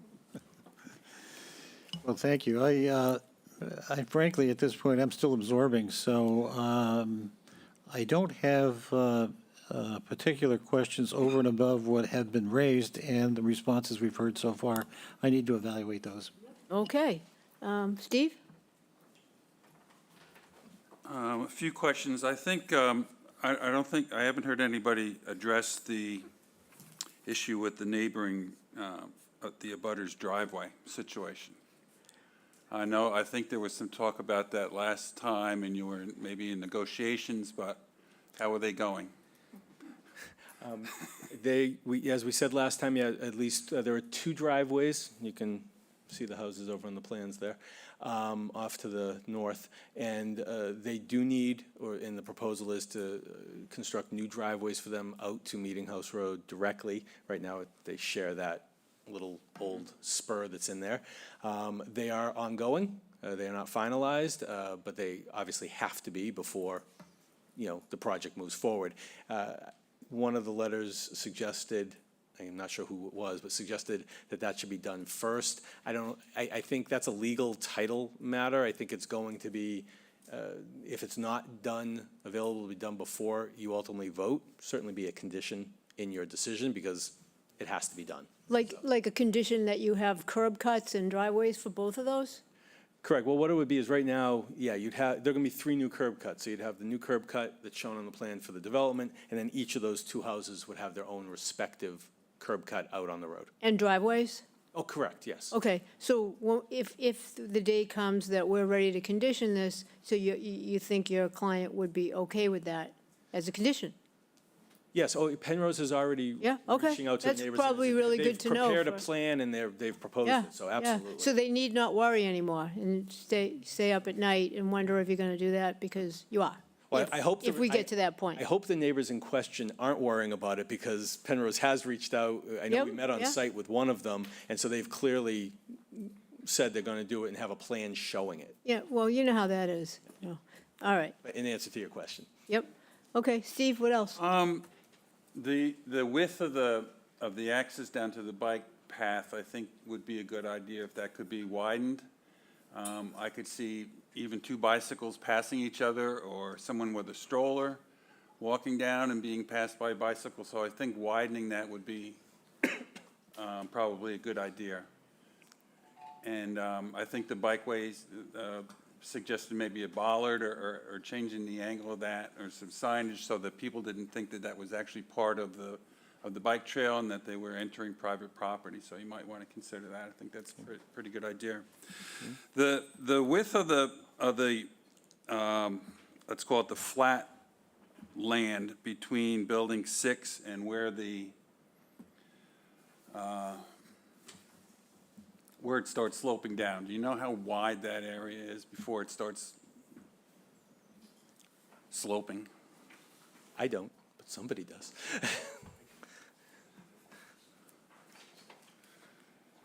Mark Warfel with Crowley Cottrell, we're the landscape architect. Sorry, just to understand your question, you're talking about the east side of Building 6? Yes. So how much level ground is there, between the building and where it starts sloping down? Yeah. A few feet. It's not meant to be occupiable.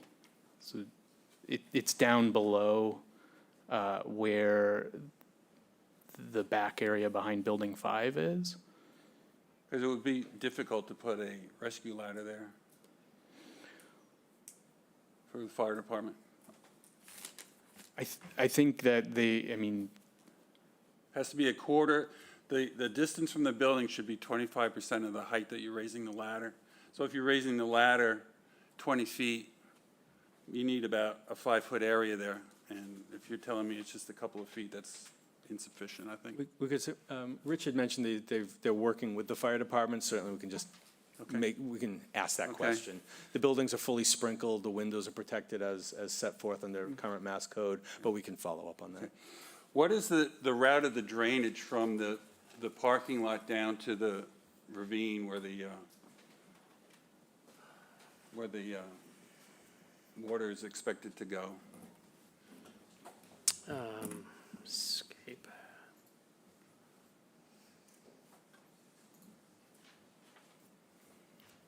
Yeah, I had it right there.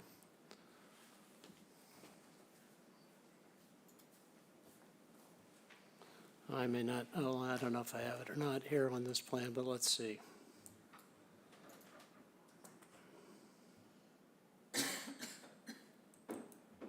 Here we go. That's the utility plan, but that's close. Here we go. Where's the, can you see it? Okay. So the question is, how's the water get down to the ravine? Yeah. It's picked up in drainage pipes at some catch basins in the system. A lot of it drains over to these bioretention areas that I pointed out before. There's one here and one down here. And then that's piped back into a pipe system, comes down here, and then is piped down here.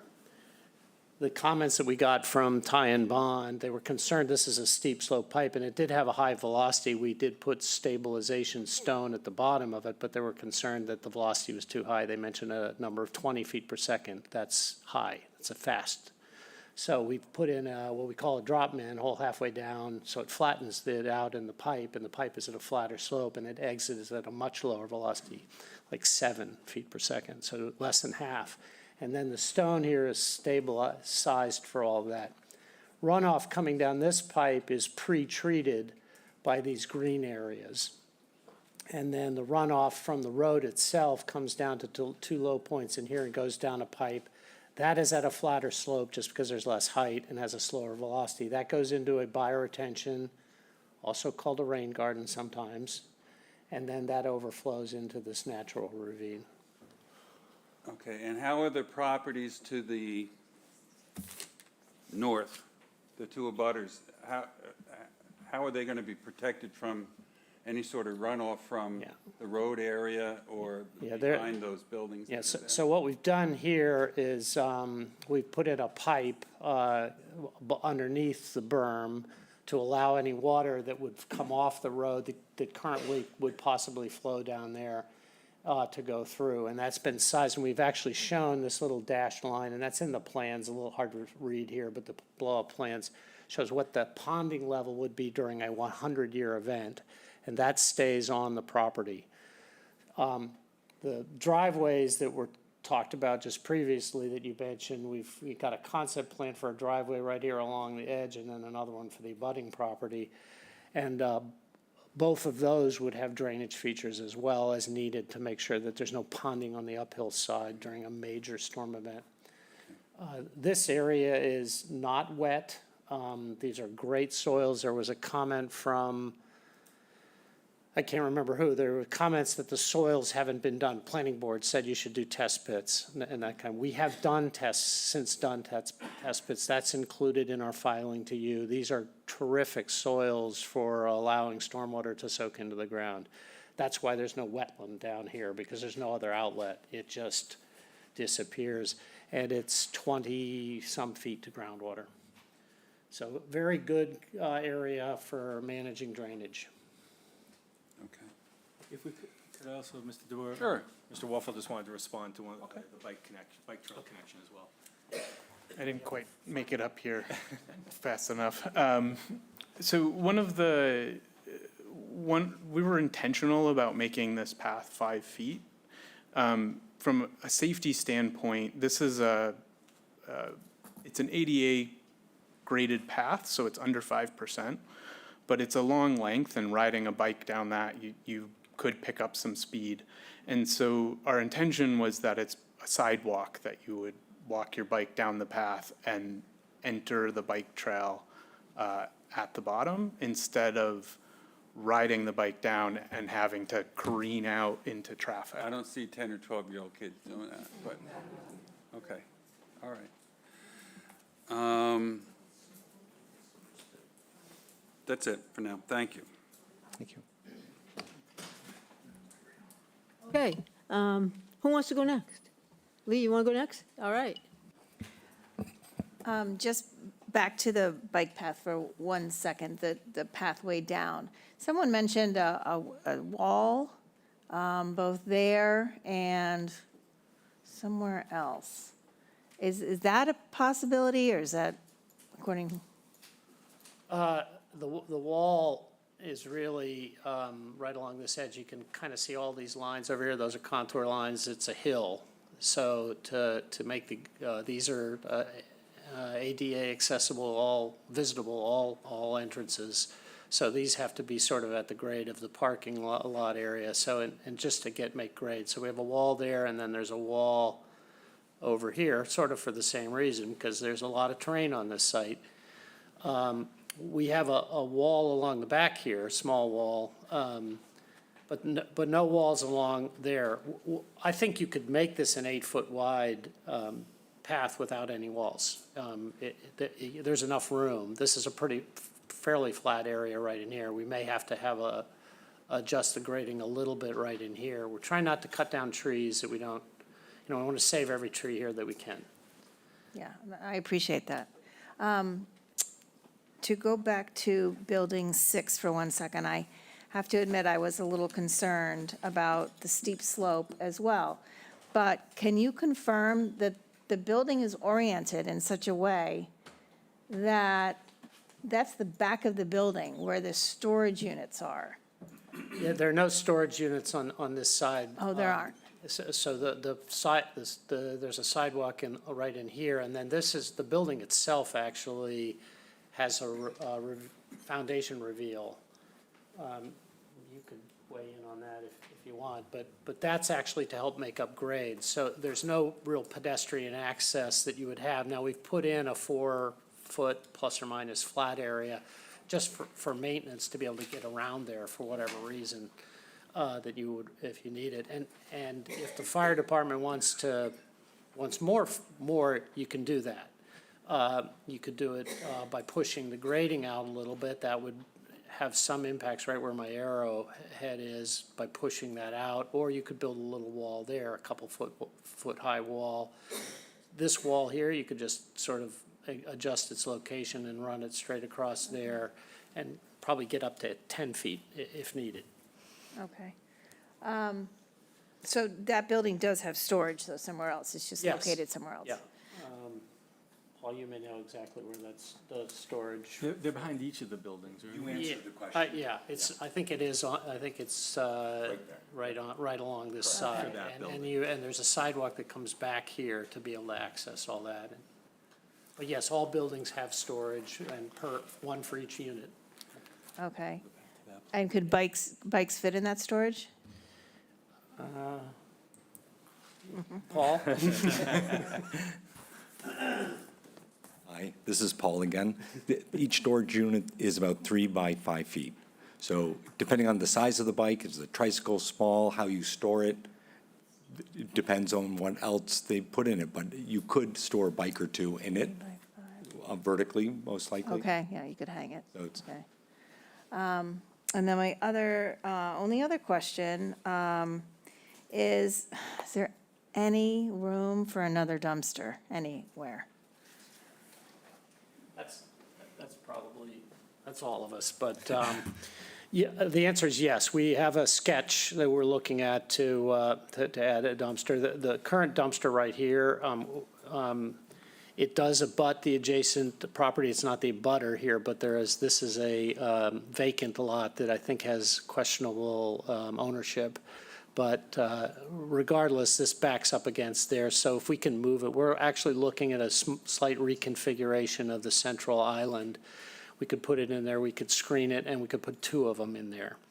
So you also want to have something that you can easily pick up out of the dumpster, so the geometry has to work. So we're looking at that. We have a concept, it looks like it works, we might have to tweak it a little bit.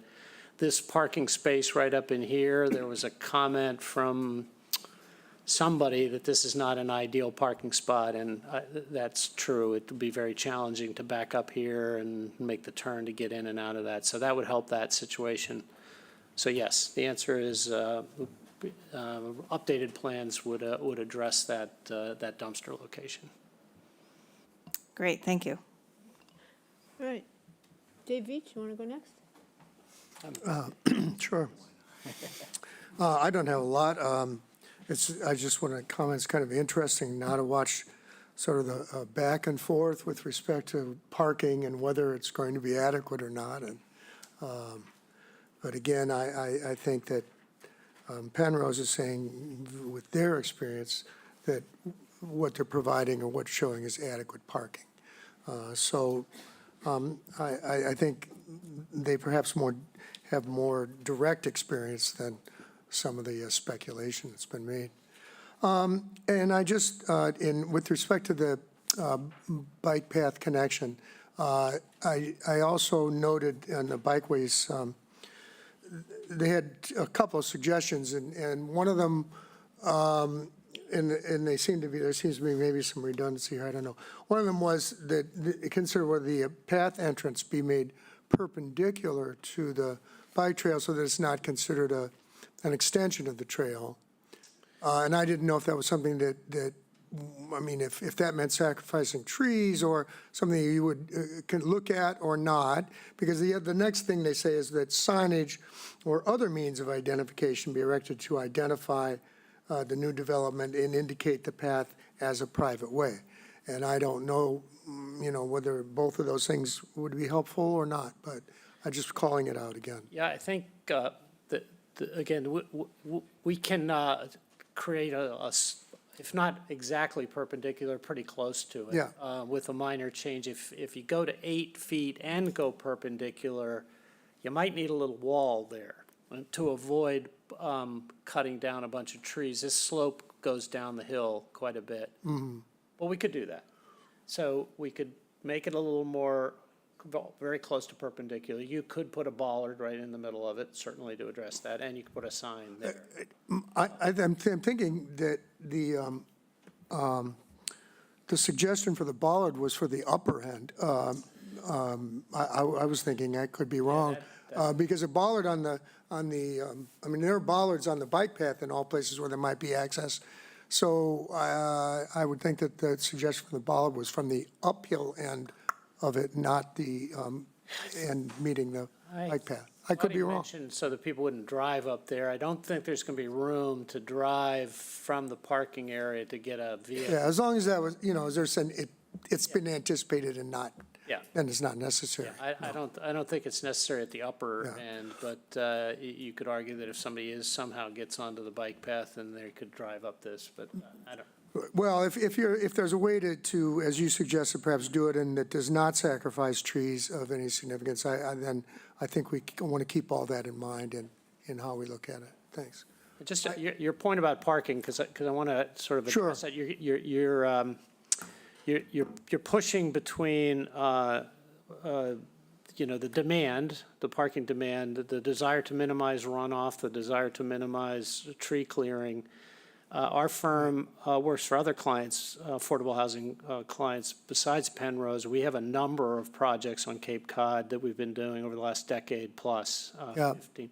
So in our response to both the traffic comments and the comments from the planning board and others on parking demand, we're going to give you a big list of all of those, the projects, their parking ratio, and so you can get an idea exactly where this one fits in. For more than just 3 or 4, we'll see if we can get you a dozen or so that we have readily available.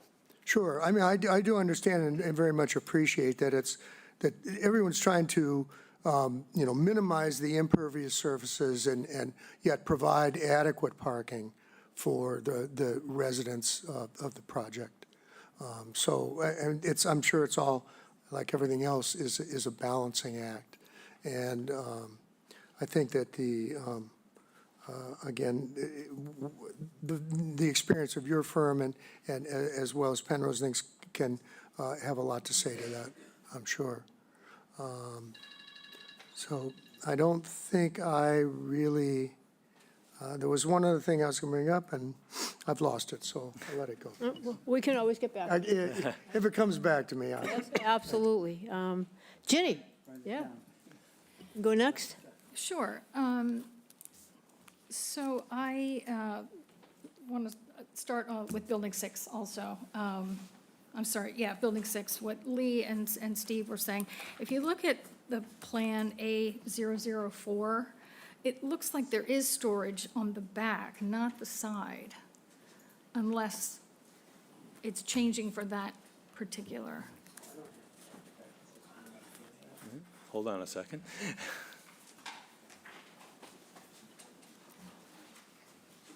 Paul, I'm looking at the This is floor. Paul. Okay, I'm looking at the floor plan, building type C, floor plan A004. I would, I think that this was a late change in the design process. So that is a typical building C, Okay. which would pertain to the other building type Cs, but we don't have a specific floor plan for that building 6 yet. Just that one, which It just, is, it's reflected in the site plan, not in the architectural plans. building number 6. Yes.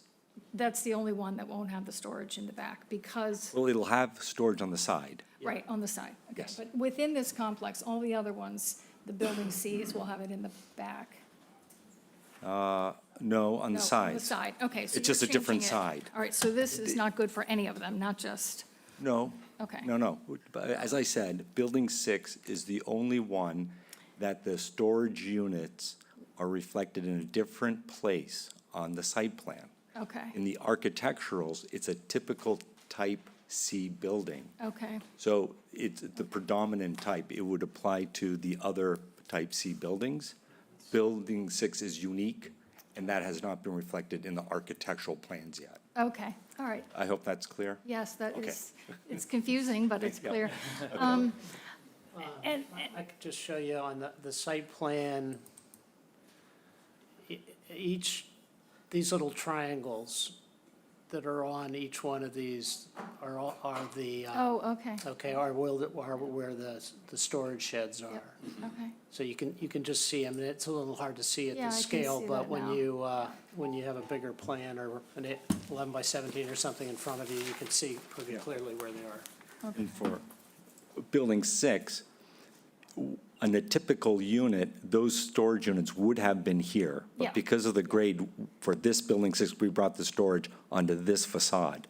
Yep. But the plans stay the same. So we were able to incorporate the storage units without Okay. affecting daylight windows. We were able to do it on another plan, which is not before you. And I know that was your explanation to Lee, but when I was looking at that floor plan, I couldn't reconcile why that wasn't. So, and no wall there for that, because if it's only 4 feet, what's the drop off? I do wonder why we're not extending the wall there. Here, Yeah, we have a section showing that condition. Yeah, you want to. I'm going to have Mark scroll to it. I mean, is somebody's door, they have access from their home back there, or a deck or something? No? No. Okay, No, there's no access, and the building essentially becomes the wall. So yeah, okay. I mean, it's not like it's a townhouse where you could walk out and they don't have any access back behind there. Okay. So in order to be, what'd you say, 4 feet? To be walking around that 4 feet, you'd have to be intentional about walking behind that building. Okay, Yeah, I think you'd only go there, I'm not in front of this.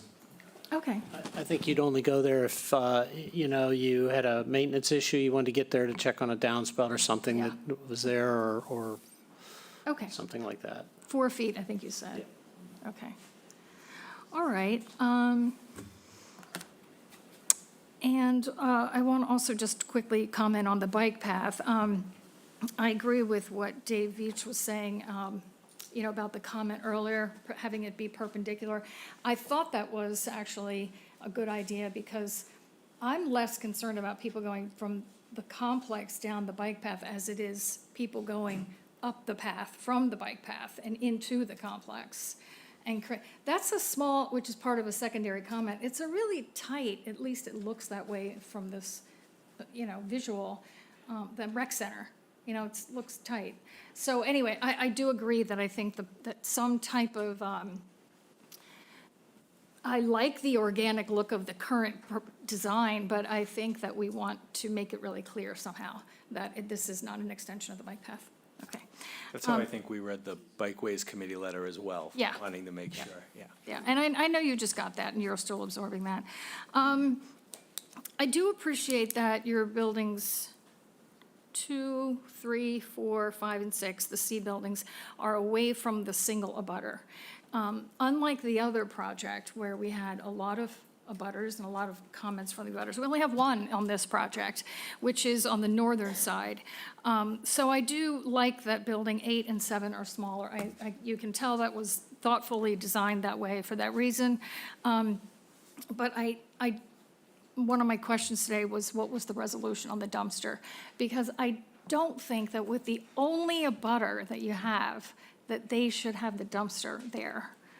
We have questions on Main Street about the location of the dumpster being too close to the abutter. So I would just, I know these are still kind of early days, but I do think that should be considered to be. It isn't just, it's the access from the rest of the residents, that's one thing, and also the noise. It isn't just, the trash being there, but it's the noise, and that family actually has small children. So I do want to just reiterate that I think that the same thoughtfulness that you have with respect to the heights of the buildings could go a long way with the dumpster. Now, I remember you saying at the last meeting, the reason you had it there was a reason it needed to be there. It wasn't just like, oh, let's put it there. But if that could be contemplated as you're reviewing some things, I think that would be nice for the bakers. Mr. Singer, this was a couple of hours ago, so I don't remember who said it, but that the original proposal for this meeting house was 36 and it was changed to 42. This was a comment from someone who wrote in. Do you remember that? today? I remember hearing the comment. Are you I think the number I familiar? heard was 37. I can't answer the question. Okay. I heard the comment. I can't answer the question. Okay. Rio might be able to. Yeah. Do you remember that? Yes, we didn't change our proposal. I think the RFP was looking for development with a minimum number of 37 spaces, and Okay. we had always proposed 42. You had always proposed 42. I think I do Okay. remember that, yeah.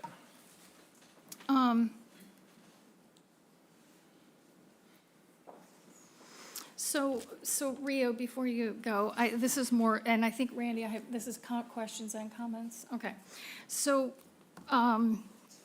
while we're talking about the proposal, and I know we're only talking about Main Street, Meeting House here, but when I look at the things we're talking about and contemplating here, from a micro level, there are some differences here on Meeting House. The topography is clearly different. Main Street's flat.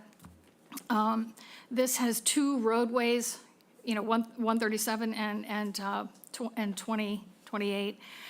One side is conservation, and so really only have the abutters on one side, and really only one direct abutter.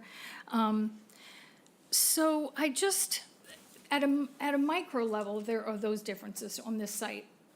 But at a macro level, a lot of these, sitting here, a lot of these questions and comments and concerns are very similar to the things we've been doing for 6 hearings with Main Street.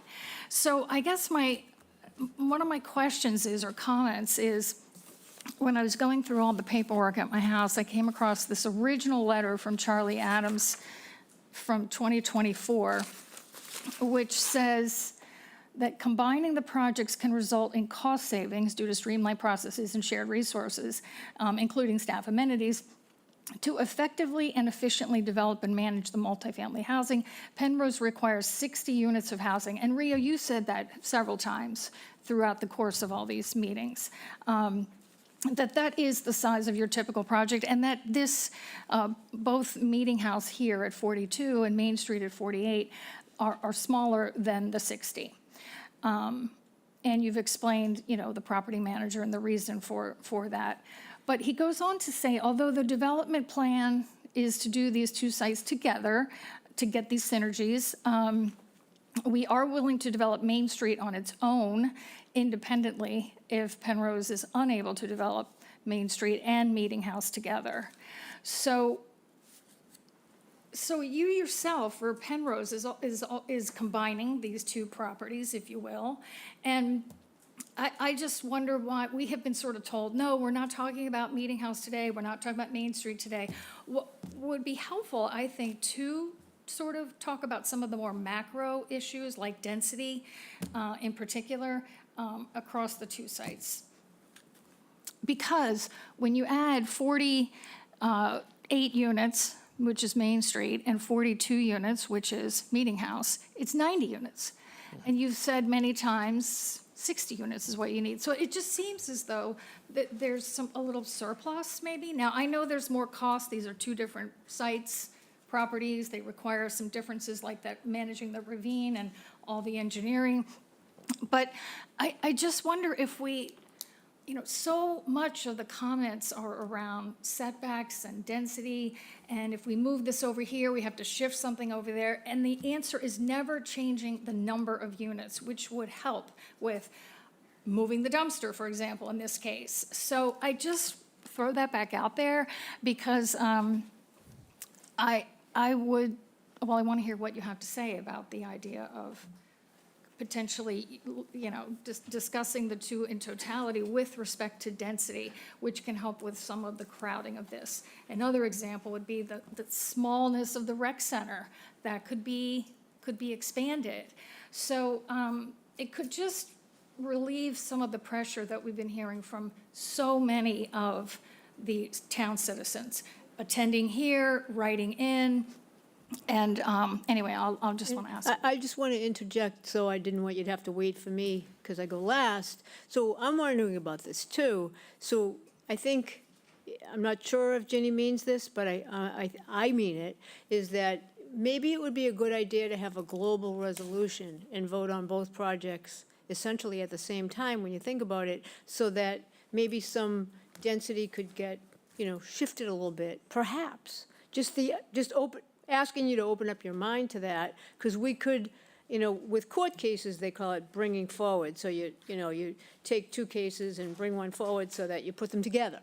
And you've said yourself, you can't do Main Street if you don't have, you can't do Meeting House if you don't have Main Street. So it only makes sense to try to combine these, whatever the law permits, just to see if you could, find a way to yes with us.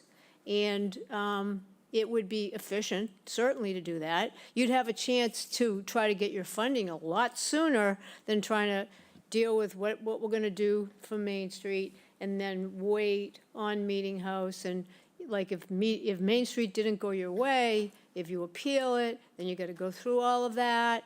And then it could even be another appeal. And meanwhile, Meeting House will be sitting here, in the vapor, knowing, too, that you're not even doing that unless you do Main. We're just trying to help you out in a sense to help, and that would help us out to get to yes, perhaps, more efficiently. So just, I don't expect you to answer that now, and I'm hoping Charlie doesn't come flying through the the teams on this. But we're just opening up the dialogue about it. That's it, I get what you're saying.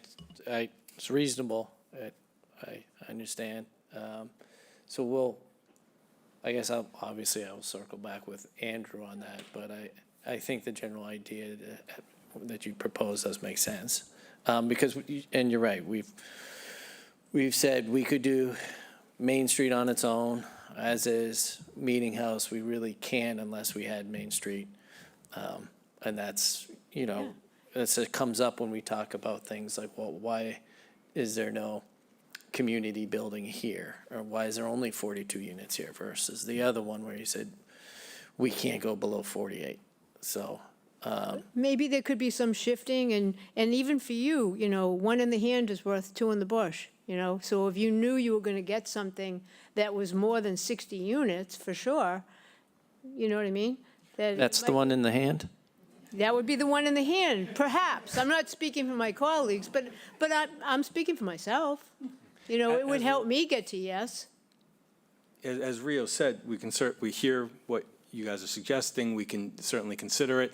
I also ask the board, as you're considering it, to remember the conversation we had at the last time we saw you on the other project, and town council's listening to this, I know, is discussions about density and pro formas, and that need to be tied to something more than just the public feels it's too big.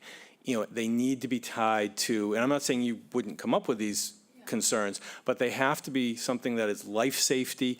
Again, these projects have been peer reviewed, so I just want it to be very clear that I don't think either of these projects, since they're both being discussed, one informally because it's not open, neither of these projects raises in our minds, on anyone's team's minds, or in your peer reviewer or your town department's minds, any safety issues. Everything has been vetted with the town departments. There are other questions that remain open, and I'm not saying this to say no.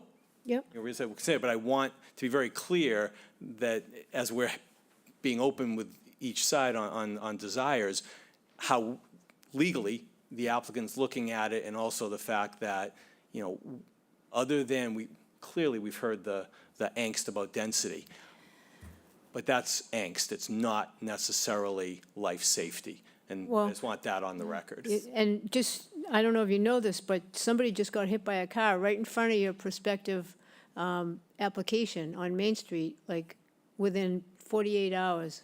And just saying, there's issues on that street, and that's unfortunate. And it's nothing to do with I did not know that. I'm very sorry. Yeah, of course. Yeah, but things like that happen, and also, we have a water shortage, and that's been, we have ways that we could make an argument, whether or not, and we all know too, and it's really unfortunate that Housing Appeals Committee is really one-sided. We understand that, so that's why we're trying to work with you.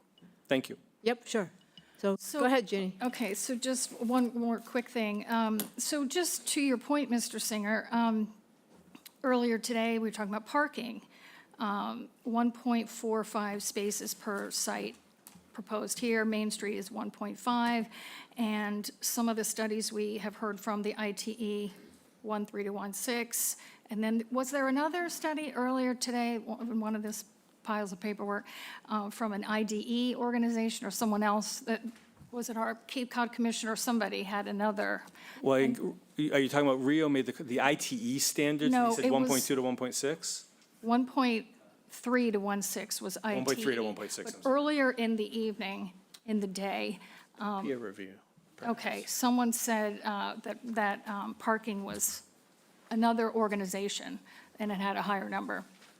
I see Rich looking Okay. through some. But We're my not sure, point- but Rich is looking. My point about that is that that goes to safety. If there isn't enough parking and you have to park away from your unit or something, or maybe you can't even find a place for whatever reason, someone's having a party, that could be safety. Clearly looking here, where's the open space? There is no open space. That tiny bit on the corner, I don't think personally it's large enough. So I think I agree with Randy. I think we don't have to really stretch to find some correlations to the density, because every time we've tried to address the setback issue, we've been squeezing everything in. For example, the dumpster that needs to go there, it can't go over here. We'd have more flexibility with making this, these better properties for the residents, and also less density that the town clearly is responding to. So that's all I have for today. Did you have something, Ginny, that you wanted to see, like, to be on their new plans that they come back with? Anything specific? Well, I think we could be flexible here, but an example of this, using some of the extra 30 units, if you will, let's just use the example, 90, 60 is 30. So if you think about that, we're not at all proposing the full 30, but 30 is 50%. 50% of 60, which is what you've been saying throughout, weeks and weeks and weeks. So it's a big number, and I don't know why it didn't dawn on me sooner, but if we could use some of that. So let's just hypothetically say, all right, let's just say half of that is reasonable. I'm not saying you're saying that, but, and so we can play with 15 units or 12 units. You could potentially take Main Street to 36 units, and this could stay at 42, or they could be 42 and 36. I mean, there would be a potentially significant reduction in the number of units by using some of that 30. So, I mean, Randy, I think that's just an example of where we could get specific, but I don't know that it's, I think we'd have to discuss that broadly. To see what- And just to go back, Steve, did you have anything specific that you wanted to see in the new plans? I don't know if it's critical, but I don't see any ADA spots by buildings 7 and 8. The closest one is in between 5 and 6, and there's one up by building number 1. I think we need to address that. The dumpster issue, several people have mentioned. So like other locations for the dumpster? Yeah. In the, An that's- additional one. That's an easy one. Mr. Clater mentioned it. Yeah, he did, plan they're right, looking right, at, yeah, yeah. I think the playground is insufficient for the number of people that are potentially here, and, to assume that you can use the twine field, I don't think you should be assuming that. So I think there should be more green space available, just things like that. Yeah. Lee, did you have anything specific? I forget if you already went. You didn't even go yet. Yeah, I did. You did go. Yeah, I did go. Yeah. Yeah, I'm losing it. I guess I would just throw my support behind Ginny's idea and your Sure. idea. Okay. Looking That- at it holistically. Looking at Just, it, I a don't know. global, picture. and it doesn't have to be a certain amount, we're just asking you to consider it. Okay, I just want to clarify, when I heard earlier, seemed to be like moving some units from one site to another site, but that's not what you're talking about. You're talking about reducing units on both sites. If, in the event you could move some from Main Street over to Meeting House, and you wanted to show us something like that, that would be super helpful. No? No, sorry. we're just putting out hypotheticals, that's all. Okay, that's I think that's what I had been thinking, so I Yeah. did not, I was confused on that, sorry. I think the issues there is just, it was the same issues, feasibility. Now we have two projects that are both less feasible. Yeah, good point, sure. No, we're not trying to get more density, I apologize for that insinuation. Okay, so, please, Dave Veach. So Randy, it did come back to me, I didn't even need to write it down, it came back to me. Well, I'm just curious because there wasn't, there was some discussion about sidewalks and creating a sidewalk connection to Route 28 along 137. There was a consideration that might be a town's responsibility. It might be what.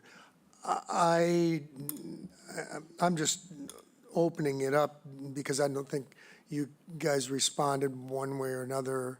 I'd kind of thought, well, you have the sidewalk connection to the bike path, and that's what you were thinking of as being a pedestrian connection. And then you've got the sidewalk coming out to 137, but there's been some people at least suggesting the creation of sidewalks along Route 137.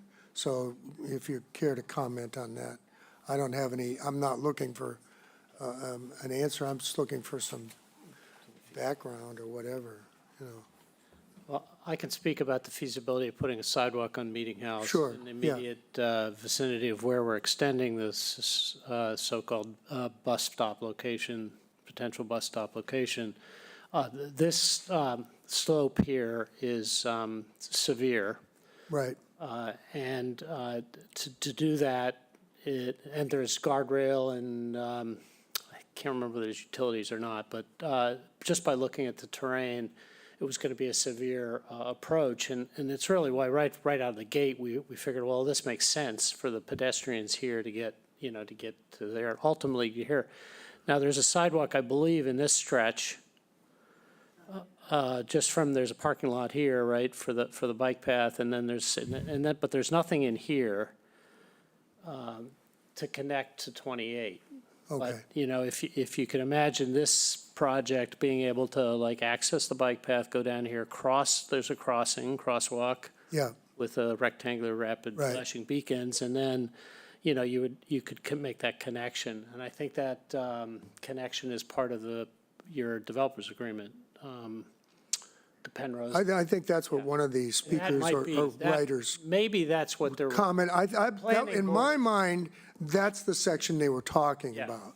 Because I do see, I mean, I think that you're pointing out the topography to try to create a sidewalk along the side of Route of 137 there is, that's kind of beyond. Right, but that agreement that Penrose has, the town for that, is a development agreement is a separate contract. Okay, right. We didn't want to tie it to this project because it's a different matter.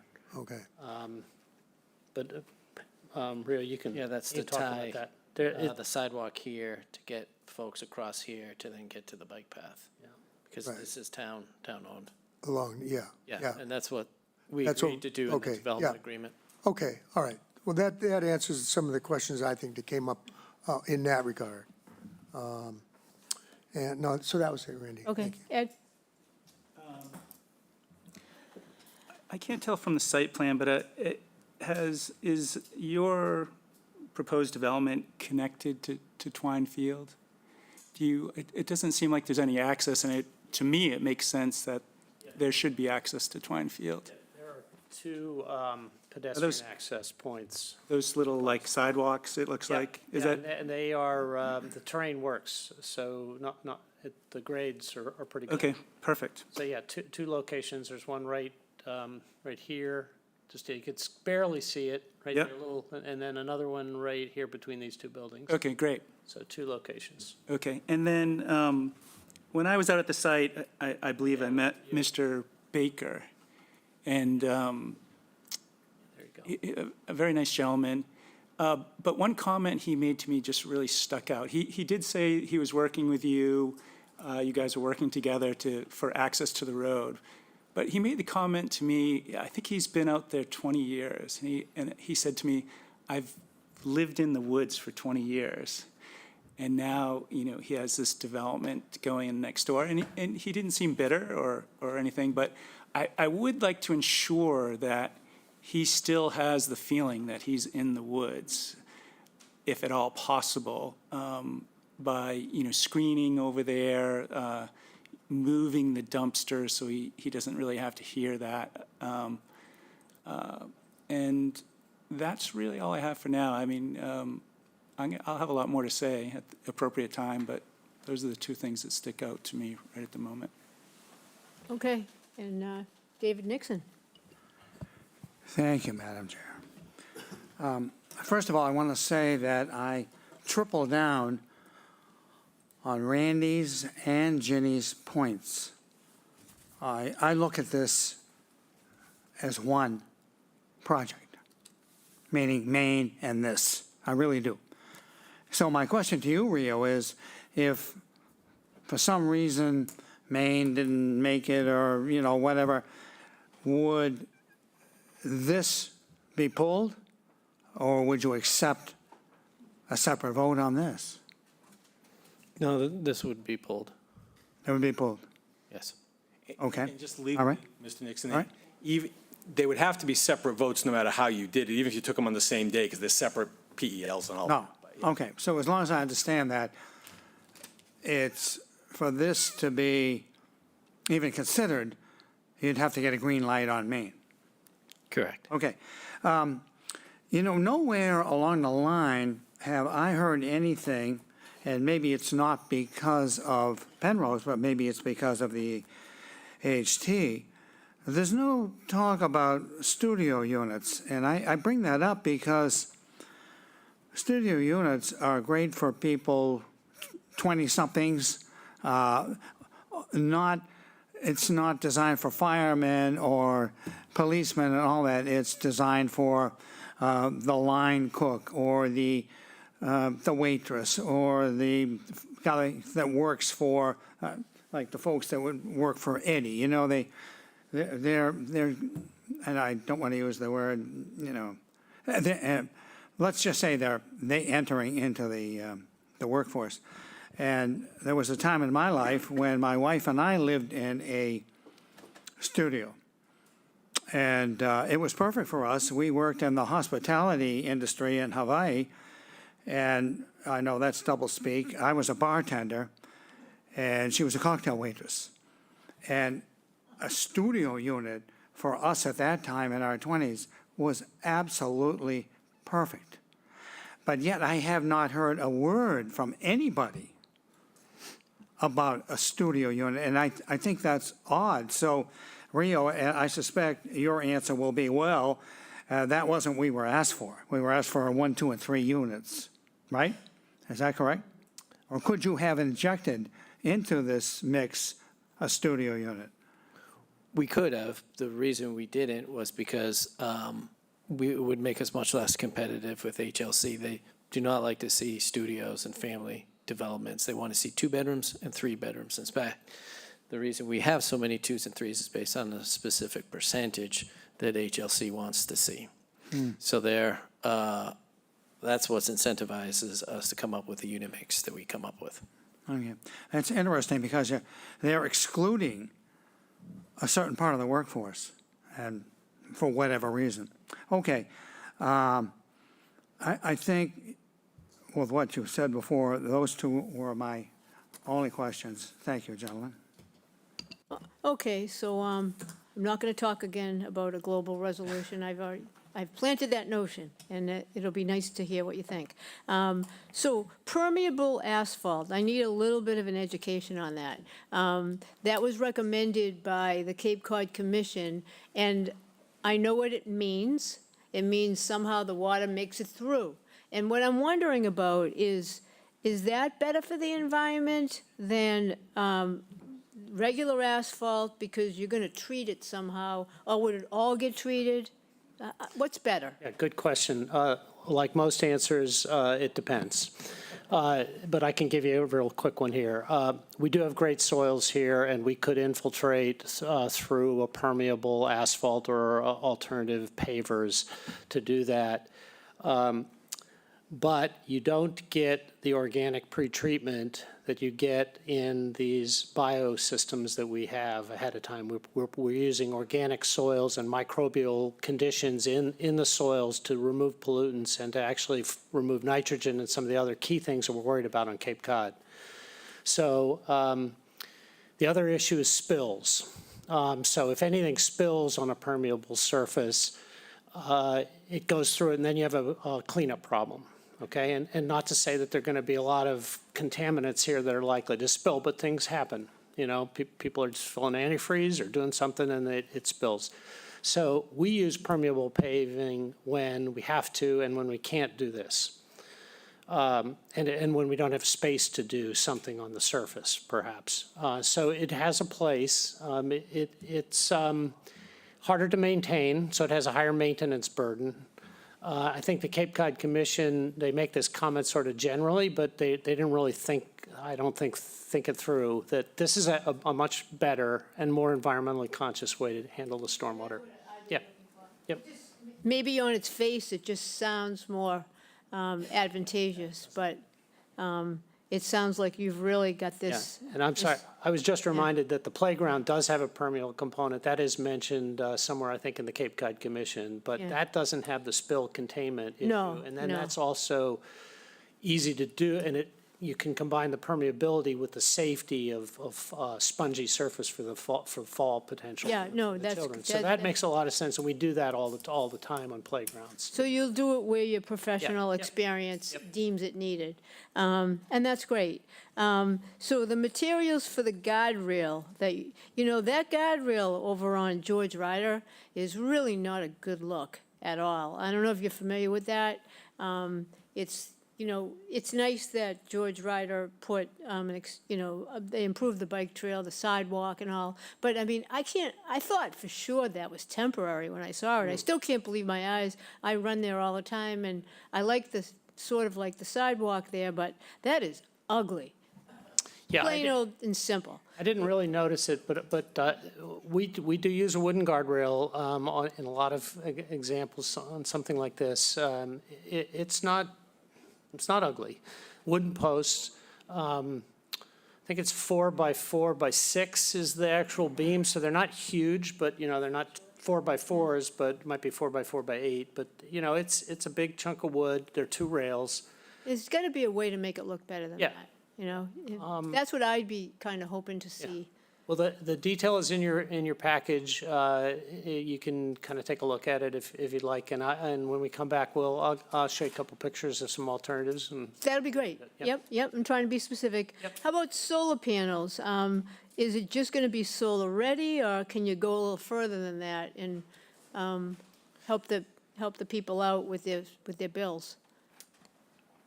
Yes, we could go further. In fact, I didn't catch this when this was asked at Main Street. All the buildings are solar ready, but we actually, in our development agreement with the town, committed to putting in some portion of solar panels. So even if we don't need it for passive house, we still have to put them in. Oh, okay, so we could condition that, and that wouldn't bother you at all, No. Oh, no, great. No, because great. we're You wanna already say- obligated to. Oh, okay, yeah. I guess it would just be The amount. the amount. We would just have to discuss. So we'll discuss that down the line, hopefully. Yep, okay. And then the retaining walls, I apologize if I didn't see them on your rendering, but what do those look like? And, or I can go back and check. If you can just say, Randy, go look at it, and I will. Yeah. Hi, Mark again. The retaining walls are shown in the landscape package. It's similar to what you've seen before for the other project. They're a precast concrete block that gets stacked up.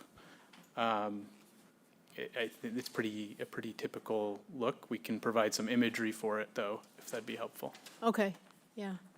I mean, between, those wooden guardrails and then some real industrial-looking, blocks, that's really not Chatham, so I'm concerned about that. All right. All right, let's see.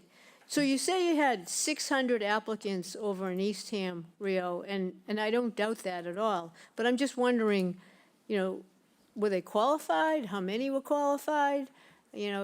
Throwing out numbers to me, that just doesn't mean anything, because I don't know what these people, who they were. And I'm wondering, without giving us names at some point, maybe next time, could you give us like the demographics of the people that are the 600 people? In a way, that makes sense to us, how's that sound? Sure. We've been providing that information to the Orleans Affordable Housing Trust. I think as of today, we have 45 occupants of the 62 units. We have 5 moving in tomorrow and over the weekend. I don't have handy with me that. No, that's You're fine. looking for demographics, sort of where they're moving from, where they're coming from? Maybe that, but especially Children, what kind, which seniors. type of units do they want, and, what do they do for work, to a degree, or, that type of thing. Because I think a lot of us are curious about that. Whether that's in our lane or not, I'm not 100% sure, but all you can say is no. Just have to be careful about fair housing laws. Yeah, no, and that's why I particularly said, don't give us their names or anything. Okay, or any Yeah, to the- identif, Whatever information I can get and provide, I yeah. don't have an issue. Yeah, and if out of the 600, like, just be, obviously you'll be honest, if 250 didn't even stand a chance, we would like to know that too, That's usually always the case. All right, well, I'd like to know a little bit more then. It's That- usually, Yeah, rule of thumb, 50% aren't going to qualify. They're Okay. either going to be over income yeah, or too low under income. yeah. So then you could understand why telling us 600 doesn't mean there would have been 600 people that would have lived there if they could, because a lot of them wouldn't have been able to pass muster. So that's why numbers don't mean a lot to me. Okay. Wells for irrigation. I understand this project is not going to need as much irrigation as Main Street. I mean, Main Street is going to need a lot. And, but this is a lot of Cape Cod lawn, and there's not as much. But would you be willing to put a well in? Because we understand that you're not going to be able to use the treated water. So we'd like to not only have an irrigation that we can depend on, but one into perpetuity perhaps, just so it always looks nice. Yeah. If it's feasible, we can do it, then. You can come back and tell us next time. I'm just, Okay. yeah, that's fine, that's fine. Let's see, snow removal on the bike path. Would that be something you'd be doing on the bike path? That is not something we considered doing. Okay. I mean, on our path that we're showing, but not the old Colony Rail. Not the whole bike path, but just the part that, well, I don't know how people are gonna get over to wherever they need to go for the bus, but, Well, the sidewalk going down the main driveway is intended to go to a bus stop. okay. Yeah, so that's separate from. What was the question? Plowing? So, yeah, this white line, bright white line is a 5-foot sidewalk to connect to a potential bus stop here. That would certainly be plowed. That's great. Yeah, and, I guess this would depend on, whether the rail trail is gonna be plowed or, whatnot, because we're gonna have to plow this. We did, it was a peer review comment to have snow storage areas. We provided that to the peer reviewer. Yep, So we have that. okay. We don't get a lot of snow, thank God, but yeah. Let's see, and then one last thing. So I think I noticed that the mail, people are gonna have to pick up their mail in the middle. Is that accurate? So they have to come over and walk over to get their mail and their packages? I just want to make sure is that typical? Well, so yes, we usually have mailboxes, sometimes multiple locations of the mailboxes. I'm not positive if we're showing multiple locations for No, mailboxes. yeah, in this one, I thought there was just one central area, and if I remember what I read, that people would have to, do you know what I mean? Sorry, you're shaking your head, yeah. Yeah. Go ahead. There's one central location. outside of the management rooms. In the back there. Right, And in- so if they have packages, they're on their own, basically. So there's two ways that usually these packages get delivered. We'll have spaces for packages at that management office space, but with the townhome style, a lot of times like Amazon or stuff will just leave at people's front doors. Oh, because that's they have great, yeah. individual front doors. At the numbers. So that happens very frequently. It sort of depends on what they're comfortable with doing. Okay, sounds good. And I'm fine with depending on relying on your training and experience with parking. I know we hear a lot about that, but I mean, you'd put more spaces if you thought it was needed, and you have a lot of experience with that, so I would defer to you on that, for sure. Less is more, you know, I think, anyway. So, all right, I think unless anybody else on the board has anything, no, looks like no. Unless you have anything else to say, November 13th looks like our next available slot for this. Would you like us to make a motion to, Could I just ask a question, just to make sure? I got an email from Sarah earlier, or it was a meeting invite for 11/6. I just want to make sure we're not mixing my apples and oranges. That was for an application. Was that my unrelated application? Yes, Thank you. yes. Okay. Oh, that's I mixing see my a woman apples. with her hand up. It's not something we usually do, but if you want to go up to the mic, I'm happy to. She's going to come 13th. Again, this is out of character. Hi, I am Lori Nolan McCann.